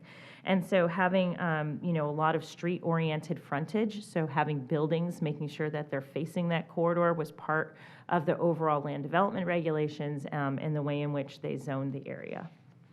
That's what our planning staff is trying to get us to do on 19. Yeah, Just looking saying. at how those corridors work and how the businesses front it, Yeah. where you place your parking, all of those components are really key. The next one that we have is in Arlington. What this really shows, and we can see it, is all of their TODs. So each of those circles is a TOD, and the inside circle is that 5-minute walk. It's their key area. It's where their transit nodes are going to be located, and then their outer ring is going to be about that 10-minute walk.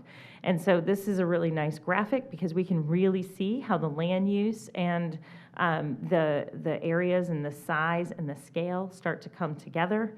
They do a really great job with that.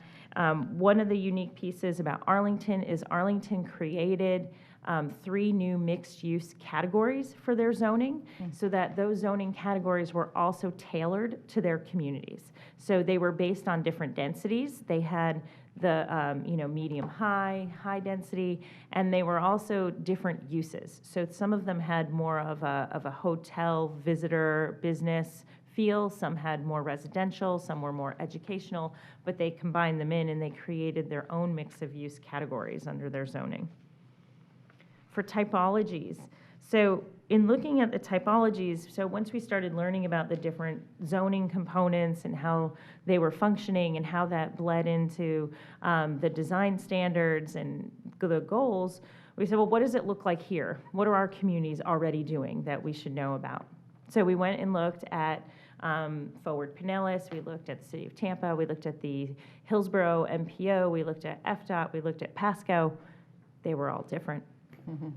So one of the things in terms of being able to work regionally and to have regional connections and also to make sure that as a region we have that competitiveness, we thought that sharing typologies within zoning may be something helpful. So what we decided to do was take what we thought was best of all of the ones locally and shake them up with what was best from national standards and come up with a recommended set of typologies. So we have these 5. We're looking at the urban center, the mixed-use business district center, the neighborhood center, institutional centers, and suburban neighborhood center.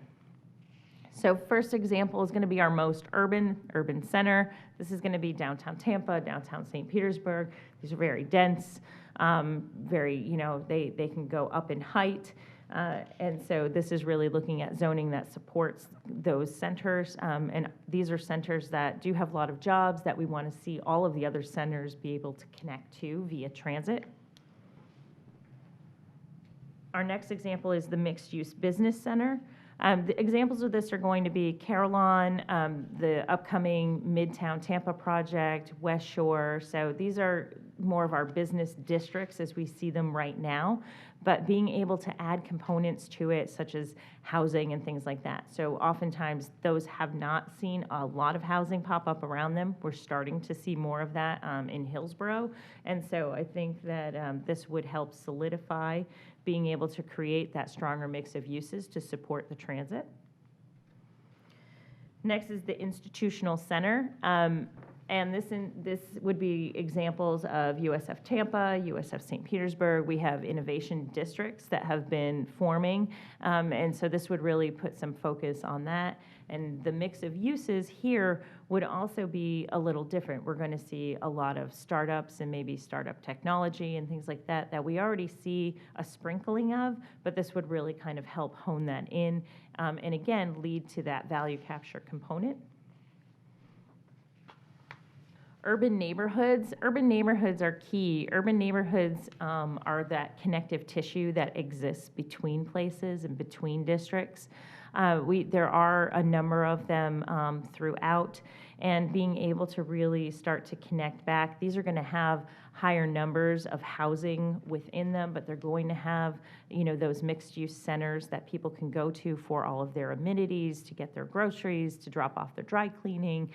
They may have, the pet shop that you can go to, in activities for kids. So you're going to see a lot of that within these centers. And the suburban neighborhood center, so, when we look at projects here, some of Trinity, Longleaf, we can see these bones beginning, and so the transit component really starts to help fuse some of those areas and be able to create a neighborhood center. Other examples are going to be Hyde Park Village and Wesley Chapel. So being able to see that kind of growth take shape and to really create a little bit of a dense center around transit and be able to fit and nestle it in to some of the existing suburban neighborhoods. So 4 key questions. These were really important. So after these key questions, we'll look at the conceptual case studies that we did so you can see a little bit of what we were thinking in terms of what some of those build-outs could look like. But the key questions that we think the communities really need to ask, have we established goals with measurable outcomes? That goes back to that performance-based standard. Have we identified priority station areas to maximize a return on investment? This is also a really key piece because purchasing the cheapest piece of land may not get us the highest return. And so making sure that we're placing things in the right places is key. Have we established zoning for TOD, which leverages value capture? So making sure that we are establishing zoning that's going to take advantage of the value capture potential and identify what value capture strategies are going to be available or really are desired. And have we created design standards which demand walkable, compact developments that will support transit while expressing the unique identities of our communities? So really being able to infuse what we have by increasing the walkability and increasing that access to transit. So in our next slide, this is the examples that we have come up with. So utilizing the best practices, we wanted to really be able to put them to work and begin to explore what they might look like here. So we'll start with our station design, and Dave went over some of the standards that we see in terms of really having a strong bus rapid transit system or gold standard in terms of the off-board fare collection, the real-time transportation information, which are those ticker strips that you see, next arrival in 1 minute or departing in 1 minute. And so we want to see those things coming. We want to know when they're going to arrive. And also being able to offer some comfort to people. So you buy your ticket on the outside, you swipe your ticket to be able to get in. So that way it's quick and fast loading. So our first example is going to be in Pinellas. This is the Carillon area.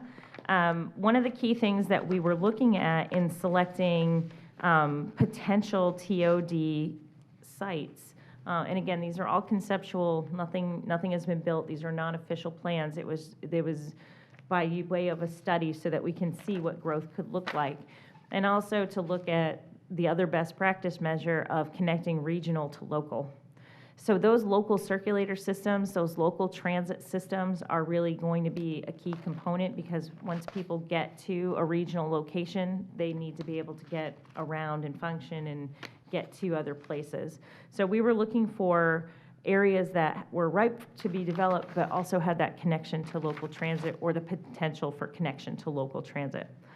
So this is, and you can see some of that in the graphics here. And I'm just going to move through them. So you'll see as I flip through that we also move to parcel creation. So looking at how we could begin to maximize parcels. And then finally, our conceptual build out. And we're showing you that quarter-mile walking radius so that we can show you where the hub would be. And so, this is an existing business district. It's pretty suburban in nature. It's not very walkable. There's very big oceans of parking lots that you have to walk through. And so what we're doing is trying to take advantage of an already somewhat built area and make it more dense, add to it, add housing, add a mix of uses, keeping kind of its business focus, and be able to really connect both regionally and locally to transit.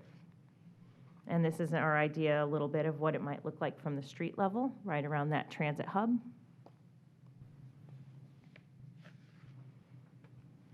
And our next one is going to be an example of an urban neighborhood. This is Florida Avenue and Bird Street. So this is the Sulphur Springs neighborhood. It's in the city of Tampa, which is in Hillsborough.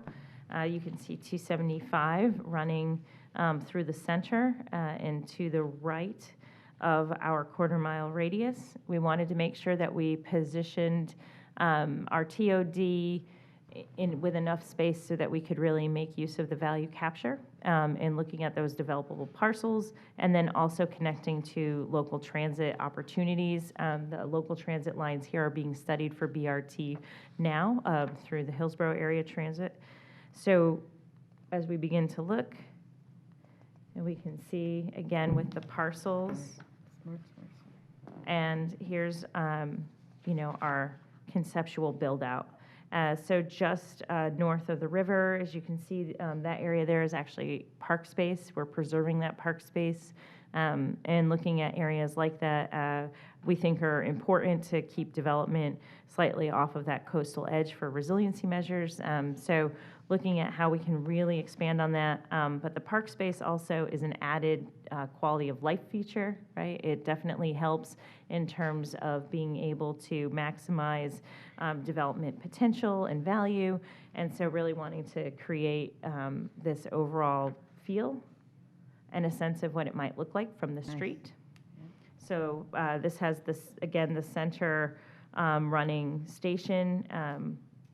And we also have a little drop-off built in here so that you could see how rideshare or things like that might be able to work in these kind of more center-running station areas. Tree-lined, creating lots of shade, also wide sidewalks, making sure that, again, those businesses would be front-facing to help support that.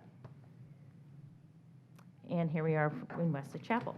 So we wanted to really look at, and what we're showing is the potential for the regional connection of the regional BRT to be able to come in and do a loop through an area that has already seen some development and we know is considering additional development. So we wanted to see, could this work with the BRT? How would it look? And so again, we begin to show the quarter-mile radius. We want to show the parcels in there and how we can begin to kind of maximize some of those densities and the compactness for transit to be able to really be infused. And then here's our conceptual build-out, again, around that quarter-mile radius. And it could become even more dense, and it depends to some degree on what the market will bear in certain areas and being able to put the market analysis to work for you as best you can. And again, these are conceptual. There are some other development plans that have been generated for this site, but we were looking at areas that were running along that regional connector and could have additional housing and other amenities built into them. And a little bit of what we think that transit hub would look like from the street in that area. So being able to pull all the pieces together and again, helping to create the walkability within those zones and within that quarter and half mile of the station area, and to be able to really start to increase the use of transit within those zones and helping people connect again to other districts, other neighborhoods, or other job centers when needed. So I'll end again with our questions, and I'm happy to take any questions that you have. Commissioner Starkey. So I love this stuff, and I go to the ULI meetings, so and I guess being somewhat involved with Longleaf, I've been aware of TODs for a long time. And we have a little opportunity at Mitchell, I don't know what they're calling it, at 54 and Little, if we hold the developer to what we asked them to do. We gave them $13 million to do a transit-oriented development, and hopefully that's going to stick.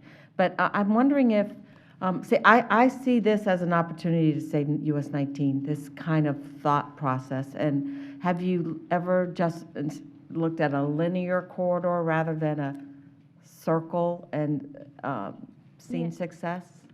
Yeah, so the linear corridors, so a number of them are linear corridors. So the transit will typically always focus on, is going to be linear, right? Your transit link. And then what we do is we just look at the areas that have potential development around them. So how you kind of look at that in the areas that are close to it. So that's really going to be the key thing. So US 19 has both a tremendous amount of potential, is also going to be tremendously challenging. But I think that through the challenge, you may be able to get more than what some other areas do.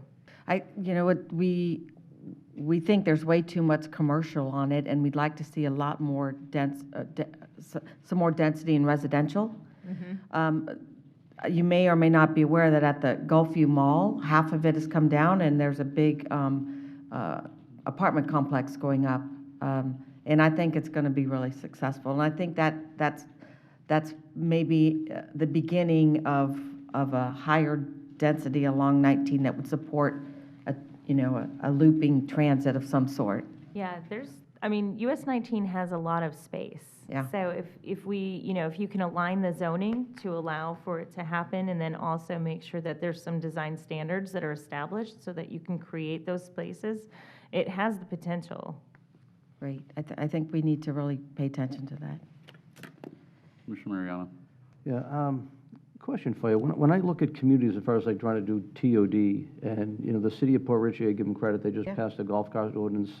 Port Richey, same thing. And we struggle with connecting them with an underpass we're looking at because of certain rules which we're working on trying to change. When I look at a community like the Villages, that place, granted, all residential, but golf carts go everywhere. And those people could drive, it's safe, it's good for air quality, good for quality of life, it's safer. And when I look to a place called Peachtree City in Georgia, I don't know if you've been there? I haven't, but I do know it. Okay. And I'll tell you, going up there, it's a residential community with a lot of commercial around it, and so much so that they build these underpasses that golf carts can go from one spot to the other. And my daughter, one time, we were up there visiting our friends, she goes, Dad, I want to live here because I want to be able to take my golf cart to Dairy Queen, wherever I want to go. And that type of thing they have cul-de-sacs in their areas where the cul-de-sacs connect the trail to the back of the houses into another cul-de-sac, so you can go from one neighborhood to the other without having to go on all the major streets.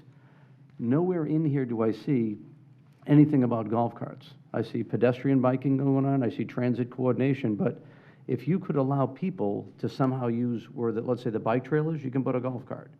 And if you can allow that type of thing, I think for areas around that half-a-mile area to maybe that mile area, that may get them in and get them out a lot more comfortable than walking.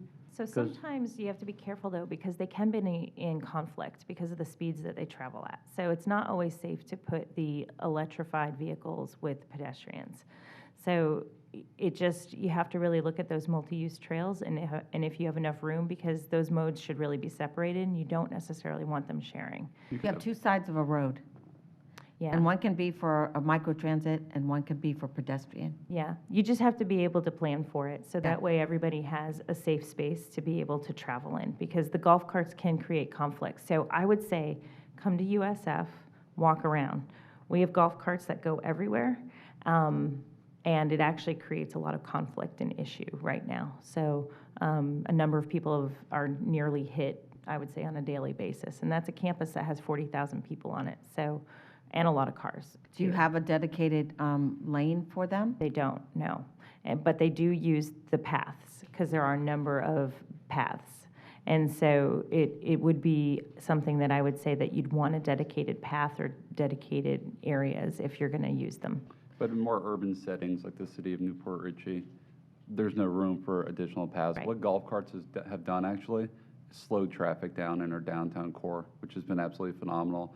And I agree with Commissioner Mariano's comments. I don't know if it's an issue with FDOT. You mentioned the Villages. You mentioned Peachtree City. The Villages is in the state of Florida. Peachtree's in Georgia, correct? It's still very troubling to me that an underpass under a highway that can allow for both pedestrians, bikes, and golf carts has thus far been so challenging. And I don't know if it's state guidelines and rules that are making it so, but when I look at a community, I've never been there. I've seen it online and done some research, as the Villages, which is in the state of Florida, where golf carts are everywhere. I'm having a hard time seeing what the challenge, why we have such a challenge. I hear they go under. Building an underpass under one highway. Yeah. How high is the highway elevated? And that's I'm not another thing sure I've heard exactly about height restrictions and whatnot. I own a golf cart. I'm 6'4". When I stand up, the top of my golf cart comes to here on me. So height restrictions with golf carts should not be an issue. If someone can, Right. if someone can walk in an area, Is the highway is it at grade though, or is the highway elevated? I don't know, but I just not heard that elevated, they're going it's under. at grade. Well, it's Well, I actually, mean, my question was, could you go over? If you can't go They under, will not could let you you go go over? over. No. Let me help explain it to you. It's a bridge that goes across, and we're trying to Okay. connect along North, the south. river that's there. There's plenty of capacity, like 30 feet of height or 21 feet of height that's there. So there's plenty of Go capacity to over. go build it and go down under. It's just the conflict that they're worried about as far as bringing it together. But again, it's going to connect two cities, two major areas where people aren't going to walk from the city of Newport Richey to Port Richey. Right. But they will take the golf cart, and they want to take the golf cart. And again, looking at how they did it in the Villages in Florida, you know, Jack, great Jack, point. I heard that what we were told at that meeting is not correct. And Mary Helen's done a bunch of research on it, so I think we are going to be able to allow golf carts Okay. underneath. But there was Attorney General determination here in the state of Florida that having a golf cart cross a state road at grade is not legal because of liability. But I can tell you, I go to Seaside and Watercolor and all those places, and that is a state road going right through Seaside. What is it, A1A? Thank Yeah. you, Manny. What is it, 19A? No, I'm sorry. 30A, it's 30A. And there are golf carts crossing it all day long, so there must be some way we can get around this. So, Professor, if you can Yeah. look to your right there, Manny's done an excellent job accessing Google Earth. This is US Highway 19 going south to north. We have a Catches Restaurant, and then as you go further to the west is the Port Richey waterfront. And what we're trying to do is interconnect both sides of US 19 underneath that bridge. And we're just, seems to be from, Commissioner Starkey said we were kind of given some misinformation possibly at the stakeholders meeting. Yeah. But once again, to me, it shouldn't, it's like rocket science here trying to get this done, and it shouldn't be. It's less about a tunnel, and it's a little more about creating almost like a bridge under the bridge. Right where the little, exactly, right where the little hand is, that's the first set of pilings to the left of that hand. So it would most likely be between those pilings and the grade, the land to the right, or between the first set of pilings and the second set of pilings. Wouldn't affect boat traffic at all. The boats go right underneath. You can see the entrance for the boats. But that's what we're trying to do. And once again, golf carts have just been, Port Richey passed our ordinance first. The city of Newport Richey just followed suit. And I can't tell you the positive impact it's had on both communities. It's added a sense, once again, it's slowed traffic down in the urban core of our, So you're allowing them on the street? on the streets, correct. But it's just brought this sense of community. And as I mentioned earlier in the meeting, as we see these new developments along 54 and 56 being developed, Longleaf, Starkey Ranch, there's golf carts everywhere. I've heard the HOA at Starkey Ranch right now is kind of having some issues as to whether or not they need to be tagged with license plates. In both of these municipalities, you don't. You just have to get them inspected and pay an inspection fee, and they have to be street legal. But I will tell you, like Commissioner Starkey brought up earlier in the meeting, there are other modes of transportation that have really been a hit throughout some of the communities in our area, and golf carts is one of them for sure. So, I mean, you know, by passing your ordinance and allowing them in the street, you're giving them a place to go, which is, you know, Correct. going to be much more effective because you're kind of assigning them, right, a place that's safe. It's great that they're helping to slow traffic, particularly through the downtown, because sometimes that can be difficult to do. So, you know, and then thinking about parking or charging and things like that too, in terms of being able to, charge while you're at dinner or along those lines. But, it seems like a really valuable piece in terms of being able to connect those two sides to get people across. Yeah, I think it'll That's be the way we're wonderful viewing for it. the area. But thank you very much for If your you presentation. haven't seen downtown Newport Richey lately, you should swing by.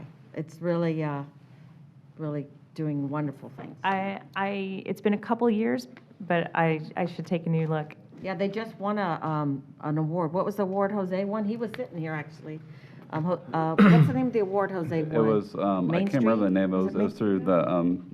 the Main Street program throughout the state. Yeah, I can't remember they the just title of won the a award. state award for redevelopment on a main street or something like that. Yeah, they're doing really good stuff. Well, that's great. Congratulations. Thank you. Any other questions or, no? Thank you very much for your presentation, That was both a of you. great presentation. You know what you didn't show on there was the City of Miami's TOD, where the train comes in? Yeah, so it's in the report. Oh, it is? Yeah. So I don't know if these guys know anything about it. I don't. So where well, why don't you do it? That's your business.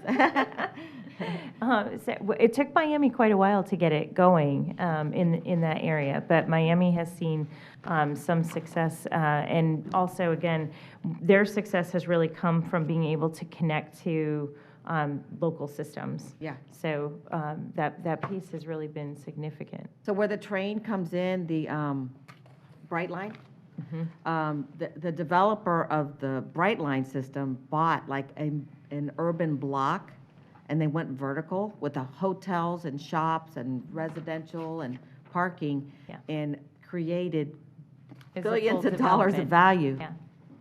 It's unbelievable what they did. And they put it in a really depressed area of Miami that was run-down houses and drug users and everything. So they totally revitalized a part of Miami with a TOD, Very which cool. is they're helping financing their train. Right, Wow. they're using the development model to help Yeah, finance it. So it's been successful for them. But we've also seen a lot of development already taking place in Orlando around Sunrail, too. Exactly. So it's, usually once those projects are announced, we start to see the development dollars pop up pretty quickly. For sure. Yeah. Thank you very much. Thank you. Wally Blaine, Mr. Blaine, would you like to come Could I- up? could I ask Oh, I'm Dave a sorry, question? Commissioner Mariano. Dave, could you come up for just a minute? Just that question. And I think we've covered this before, but I just want to make sure, and you had 5 bullet points up there. On the rapid transit, are we making sure there's Wi-Fi on there as well? That is something that would be contemplated during the procurement of the vehicles, but I can't imagine any sort of transit vehicle, premium transit, especially long-haul premium transit as is envisioned in the RRT, to not have Wi-Fi. Shorter answer, yes. So, because I think it'd be a good bullet point to have on the bullets as far as while you're commuting to work, you can be working. Absolutely, So, yeah. okay. All right, Great, thank you. terrific. Thank you very much, appreciate it. Thank you. And Mr. Blaine is going to present the cost feasibility plan for the 2045 LRTP. Thank you, Mr. Chairman. Wally Blaine with Tyndale Oliver, just for the record.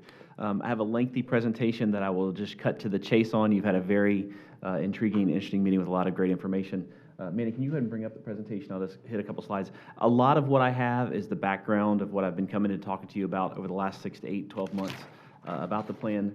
So really what I want to focus on, just as I skip through all this background information, is some of the most recent public involvement as we looked at those needs plan projects and talked with the community about that. We did our outreach events. We engaged about 90 people of the public, and you can see some of the dates that are listed here. I mentioned these to you at your last meeting, but just wanted to put the slides up there. We also had the online survey. We got about 200 votes on projects. So we had specific projects, and you can see that map, the red squares, where people said, yes, we like this, no, we don't like this. But we, in addition to that, had about 150 votes or comments from people that we looked at. What we found from those comments as we summarized those, that they varied in type of information. It was free form. The public was allowed to give whatever comments they want, but it also varied across the county, and some of these pie charts could be misleading. Those 150 votes kind of spread out along the lines of the population. About 60 of the votes were in the West Market area, 50 or so of those in the South Market area, but you only had 5 on the east side. So you can see that pie chart of 40s and 20% represents 2 votes or 1 vote in each category. So it does kind of spread out. A couple of the points that I would want to make of importance for you on this. The comments that we saw specifically on the west side, so this would be in the Holiday, in the Port Richey, New Port Richey area, was about the maintenance of the quality of the roads, but also the presence or lack thereof of what the public said from a bicycle pedestrian infrastructure. So those were some of the comments that came in. We saw similar comments from the Northeast folks as well, specifically talking about safety in regards to cyclists on some of the narrower 2-lane rural roads. So things we want to take into consideration as we think about the types of projects and how we integrate the public involvement into the plan process. I showed you this chart several months ago. As we've moved forward with this, we're moving forward with the revenue scenario that assumes the continuation of the penny for Pasco at this point in time, does not assume the addition of any new revenues moving forward from that. And you can see that it is a healthy amount of revenues. When we look at what those dollars are in current buying power is about $4.6 billion. It inflates to over $7 billion throughout the plan through 2045. The allocation of those revenues primarily going to roadway capacity projects. There is an increase in the amount of revenues on that right-hand side of the column from compared to the 2040 plan going to bicycle pedestrian as well as maintenance projects. Maintenance specifically, a lot of what's being funded locally is coming through the revenues that are projected through the TIF, the tax increment financing revenue source that's dedicated or proposed to go towards the maintenance of the roadway systems that influences that. So really the meat of this presentation comes down to this. And it's the projects that are proposed to be in the draft cost feasible plan. And so you have copies of this map as well as a detailed list of projects at your table, both on the highway side and the transit side for those. A couple of things that I just wanted to note. We do take into consideration the committed projects that both FDOT, the county, and the cities are implementing and moving forward with over the next 5 years through the capital budgets, and extend those onto the future projects as well. That would include some of these, the continuation of the State Road 52 widening across from 41 to I-75, the downtown Zephyr Hills one-way pair on 301, as well as the widening of 301 to the north, the continuation of Overpass Road, Tower Road. We do have a segment of County Line Road with Hernando County between East and Shady Hills as part of the cost affordable plan with those revenues, as well as the widening of South County Line Road.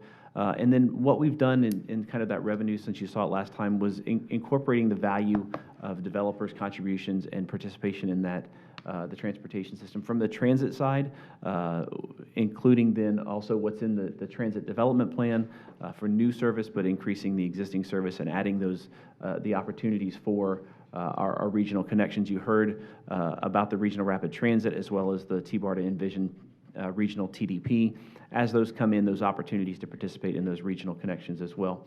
The most important thing I want to leave you with is this, that the schedule we're on, this will be the last time I'm asking you for a status report. When I come back next month in October, we hope to have a final draft of the cost affordable plan that we'll be asking you to endorse so that we can take that out for public review and comment.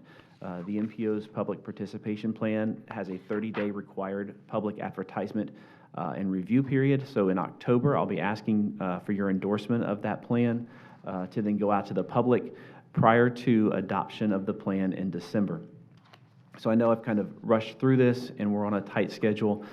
So I've talked with John, your director, just to confirm if there's specific information or follow-up you'd like to have before that, we'll make ourselves available to come in and talk with you before that October meeting as well. But in October, we'll kind of be looking for endorsement of that plan to go out for the public, and then the final action on approval of the plan is set for December the 11th.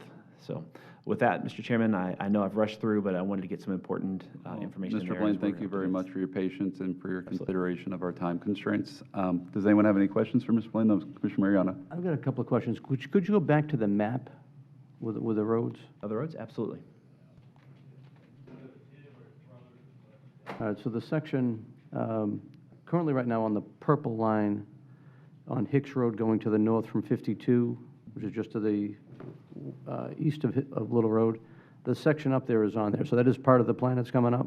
Yes, yes. What we've suggested, and on this map where you see the highlights kind of in that pink, lavender, mauve, I'm a drab colors person, are the projects that are included in the cost affordable plan. Okay. So that would give a parallel road that would actually connect, you could say, all the way from 52 all the way up to Denton Avenue, where we have the hurricane shelter. We also have a park up there, and it's a road I think it's important to have on the map. To the north on County Line Road, getting some figures back here, Hernando County's taken it off their priority. I don't know if they're going to be changing that anytime soon from the sound of it. I mean, we tried to get them to get off it, but they said they have other projects to the north that they're more interested in. So if I had to say, especially with my district, to do something, if I had to go switch a road to be switched over to do one to the other, I would say that would do a lot more viability than waiting on a road that's not going to get done with Hernando County. Well, which road are you referring to in Hernando? Well, County Line Road. Okay, so switch from County Line The Road? expansion. I'm just looking, if we're not going to get Hernando County, maybe it takes a letter from us to them, like, look, if you're not going to go push this, we're going to be pulling it back as well, and we're going to do something else with our allocations. That's a road that, in the same district area, will actually help with some traffic going up there. It won't get up to there.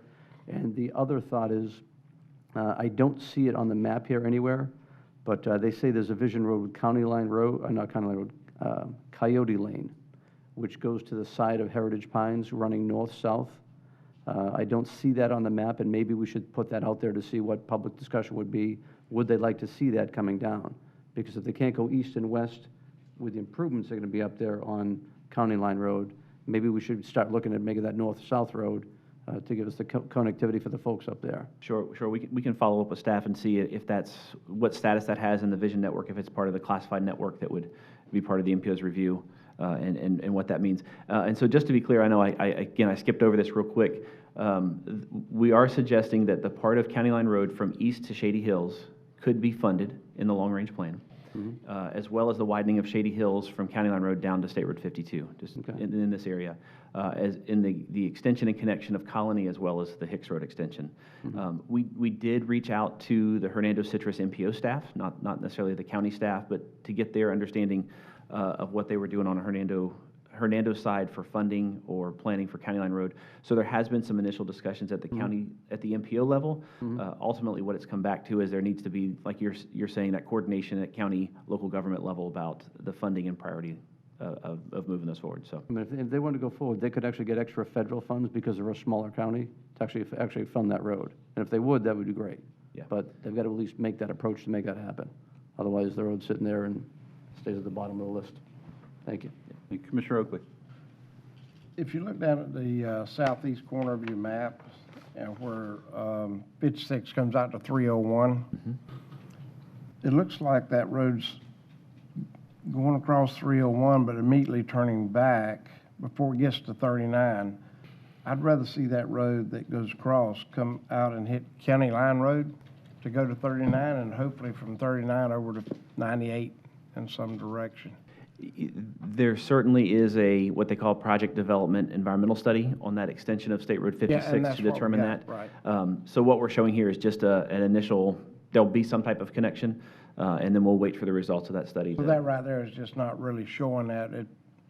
The reason I'm saying that is because what I'm seeing there has a road going across, but just turning directly back, which seems like a waste of good highway when you could go over and hit County Line Road and then continue that on across possibly to 98. On the study they're making right now, I think DOT had their first look or first choice was the fact of going over and hitting County Line Road and going across in that direction. Okay. So we'll see how it works out, and I made comments toward that. Okay. That road going across and extending over to County Line Road, hitting 39 and going on to 98 is a better connection and a better way of tying in a lot of property back into Crystal Springs, and that road, County Line Road, being improved in there with drainage and some other things will help that community in Crystal Springs. Also help some of our transportation PCPT to go around and make that circle and connection to Zephyr Hills and that area, which we need out there in that area. Sure. Welcome back, Commissioner Moore. Thank you. Mr. Anything? Chair? Yes, sir, Commissioner Mariano. Just to tag on, Commissioner Oakley, I think you're dead on the money there as well. Yeah, When we had right. opened the road up, we're out there, and we're actually looking to go, I was actually going to send my daughter up to Orlando. And it actually took her, she'd have to go up, down, and over, or down going through. But that connection going across 39 would be definitely viable, because you got to head all the way back up and swing over to actually make use of that. So I think at some point, maybe just like you have it on with the Hicks Road extension, there should be that line going across to show that we have action on that property. And then we are trying to make that connection. So somehow, I think that should be on the map. Yeah. It'll show up soon, because they're doing that study right now, so. Yeah, and everything we have in there from a cost standpoint is based on preliminary planning, high-level estimates. There's more details determined that Some of that from Zephyr Hills on 301 down to 56. Right now, there's a development going to be happening on the south side of 301 that actually they're giving up right away for the expansion of 4-lane and 301 there in that area too. So yeah, it's happening now. Right, and DOT also has a study on the potential widening of 301 south down to Fowler Avenue in Hillsborough County. Right. So we would wait to see what, kind of came out of that as well. Yeah, that's good. For updates. Anything else for Mr. Blaine? No? Thank you very much. Awesome, thank you. I'll see you next month. Have a great day. Mr. Scheibel, do you have anything else for us? In your packet, once again, Kurt Scheibel, PSVT, in your packet, I came up with a little, what we're working on, some of the projects we're working on, where we're spending some of our money, and I wanted to give you a brief on it, but in a time of brevity, as I know your time is very valuable. But some of the things I want to highlight is that you'll be seeing, the board will be seeing a bus purchase coming up on October 7th. 2 of those buses is for the Shady Hills. I have been working with our manufacturer, and he's going to see if he can expedite those. Hopefully we can get Shady Hills going by June of next year. That's my goal. Great. I hope to get that goal, hope to make it. And the roads you keep talking about going right up Hicks, once that road's built, I'm going to run that bus right up it. Right now, we have to kind of do the little jink around to get over to Denton and Peace, because we want to serve that area, so that is coming. Jack and I both, Yep. we both meet up there somewhere in Shady Hills. I guess, We're or right in Spring that Hill. area. And that is a key road, because that would actually connect, for all those people that are in Bayonet Point Hospital, we're paying all sorts of money for the emergency room there. If they had that bus road going up there, they could take them from there and bring them up to the medical center up there instead, which would save us a fortune. Right. There's a lot of benefits for that, I agree, sir. 2 things I do want to point out here is that PSPT has been growing. We're looking at a strategic plan. We're going to develop a strategic plan, both the funding and where we're going, tying it in with all these plans together and an idea. But the big thing is once we get the strategic plan, as you well know, a lot of our bus routes have been the same for years. Well, it's time for what we call a comprehensive operational plan or analysis, top to bottom review of the whole county. There'll be one-on-one meetings with everybody on this board. What do you think PSBT should be serving? Because are we serving the citizens the right areas? Are we putting bus routes where they need to go? Do we really need to look at where we serve Days City or with Colucci and Tribole and those other places? Are we serving the people in every one of your districts properly? That's what this plan will do. And we're putting some money to it, and we're going to make sure that we are setting ourselves up for the future in all the things. Can you click on that? There, yeah, there. No, it's there. We're going out for a new bid. As you all know, we want to have an app that says, where's the bus? We're going out because the current system's not doing it. We're going to revamp that whole system. Things we're looking at. We have a marketing contract that we have just waiting for it to come out to legal. It should be on October 7th board to award it. And we're going to be doing some marketing of PSBT, brand refreshing and so forth, new websites, social media. And then just, this is a small list of the major projects we are working on right now. It's where most of the costs are going, indirect costs and all that stuff. Bus shelter expansion improvements. I know Commissioner Mariano, you talked about, can we do some different bus stops? We're still working on that. It's on the thing. We're working through all those different things, getting the funding together to be able to do that. New radio security enhancements for our bus drivers, making sure they're doing some things. They're safe out there also. fare box upgrades, funding some positions, things like that. Mr. Schabel, while you're here, if you could look into something for me. I was, the city of Newport Richey is working on some higher standards for auto dealerships along the US 19 corridor. And the city manager and I were out at the Julian Auto Showcase, which is just north of Main Street. Yep. And Troy Julian, the manager there, pointed out something to me that I hadn't noticed before. A lot of times when those buses stop on the US 19 corridor, there's not a turn lane, so they're literally just stopping on the right lane.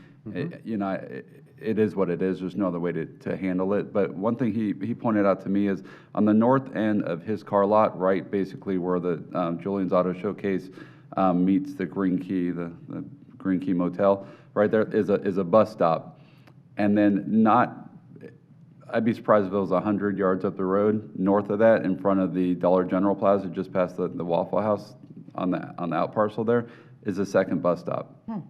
Literally, I mean, it's like 100 yards up the road. And so we have concerns. I've had some people talk to me like, it's kind of dangerous having this bus stop in the middle, not in the middle, but on the right lane of US 19, but without a turn lane, there's not an option. I'm just kind of questioning when that was pointed out to me, why we have two bus stops so close together there. We just completed a survey of all the bus stops, going out and having someone taking pictures of every single one of them. We're still analyzing all that, and specifically exactly what you're talking about. Why do I have a bus stop 100 feet from each other? Right. It just doesn't make sense. Right. And so I'll look at that. I got it written down. Thank you for doing that. Any other questions, Mr. Schabel? No? Thank you all. All right, thank you so much. So we have a quick list of other business items. We have a TMA meeting coming up November 8th in St. Pete, 9:30 to 12. And then we have Gulf Coast State Street Summit on November 14th in Tampa, 2 to 8. And then another thing that Commissioner Moore and I had brought up at the beginning of the meeting, we had sent a letter, the MPO, to the city of Port Richey, asking about their involvement in this organization. They just had an election yesterday. I believe John said he would follow up, because we really do need to get a representative here from that city. I know they've had their challenges, but it seems like they're once again on the right track. But it's imperative to that city, in my opinion, to get representation here on this board. So if you could maybe do a follow-up, John, to that letter now that the election's been done. Like I mentioned earlier, when the city of Newport Richey has an election, we appoint committee members the very next meeting. So hopefully they're planning on doing that already. But if you could just follow up and maybe touch base with them, we really need someone here from that city. Can I just end on something? Do you mind? Of course, good. Thank you, Mr. Chairman. Just real quick, I know the gentleman earlier mentioned that I spoke at the Tampa Bay Mobility Alliance, TIA, a couple weeks ago. Great crowd, 100+ people, but I was able to obviously showcase Pasco County, and a lot of our team was there too, so I appreciate that. But, a lot of great things going on here. But one of the things I had spoke of, and it seemed like so many agree with me, is that throughout this region, we have so many transportation committees and boards, and obviously as a region, we're trying to get together. It's just something to think about. I'm not asking for any opinions right now, or just keep in the back of your mind of how many is too many. There's so many organizations constantly meeting to discuss transportation, and yes, some organizations are on the same page, but not all are. Now, if it's a private situation, it's a private situation, right? But when there's the public involved, public engagement, especially with elected officials and staff, that's my opinion, and I know there's, again, a lot of people who are in agreement when I made those statements, is that how many is too many? There is too much, in my opinion. So just keep that in the back of your mind, because as we move forward, and we want to move forward, especially as a region, we're talking about regional projects. If you got one over here, and you got one over here, and one over here, and one over here, in addition, it's getting to the point where it's really wasting taxpayer dollars, and it's wasting people's time, it's wasting staff's time to have to be at this one, this one, this one, this one. Hell, they can't get anything done because they're always at these darn meetings all the time, having to be there. Just so you know, TMA, because this board, T-BARTA is now transit only, the TMA is taking on a different role of transportation for the region. What is that role? Can they know what that role is? John, can you? TMA's role, it used to be housed kind of under or with BARTA. Yeah. So the role will still be the 3 counties regional, and it's not just transit, it's all things that we can do regionalized. But yeah, BARTA taking the focus on transit will take away from a lot of these superfluous committees because now it's their charge to find. Right. Yeah. So that is getting streamlined. It is and it is. Again, I didn't want to get into, I just want You you haven't guys seen to the presentation yet, I think. takeaways, but again, you know, you can have as many organizations as possible, but unless they have the ability to fund something, they're useless. Oh, yeah, and we. I mean, that's what, unless they have the ability to actually fund a project, I mean, how many ideas makers? But you how many have to times do we have a put- regional voice for regional transportation issues, and the MPOs are not regional. And again, not trying to get into debate, it's just something I think we need to think about too. We do have something called the Florida Department of Transportation. That obviously is the one that is the organization that, you know, is in charge of allocating those funds and decided ultimately where they go, no matter what everybody thinks. So how many organizations you need having to come at them at all times, saying we want the money here, we want money there, we want money there. That's why things take so long. I had 3 meetings on transportation yesterday, and nobody disagreed with that. That's why things take so long. There's too many people. There's too many chiefs. You know, not enough Indians, but there's just too many chiefs. I mean, my opinion. So something to think about. You know, moving forward, I'll get a little more aggressive in the coming months. Commissioner Mariano? Yeah, and to say that, you know, there's too many transportation, I mean, why we have the CCC, I really don't know why they need to meet whenever they meet. T-Barta going focused on transit, I think is good. But I will tell you that regional voice issue is a big thing. Very We need to go unified. That's what Orlando's done, that's what Miami's done, everywhere around. Agreed. So for that. Not too many, though. There's too many. I don't know what other one there is besides TMA. That's the one thing with the TMA is they Does do anybody help can us. tell me what the Tampa Bay Regional Planning Council does? So they're basically. They're not. I used to be on it, so I'm welcome to help somebody tell me. They're predominantly land use. Yeah, they're land use, DRI. Another thing, and some Yeah. Transportation, Mhm. transportation isn't really your charge. No. Yeah, the majority of the time majority of the time I was there, they seemed to talk about transportation a lot. I think my first or second meeting on there, I was appointed by the governor before I was a commissioner.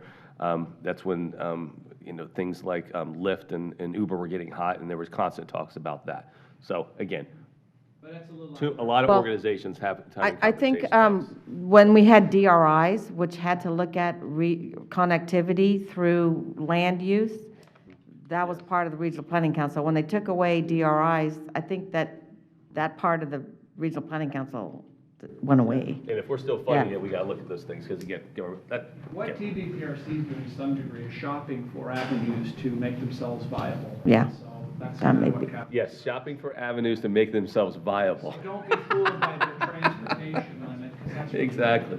That's the problem. Yeah. That's the problem. That's the problem with government. That's why everybody gets frustrated with government at times, in my opinion. Thank you, So- everybody, for your time today. Meeting adjourned.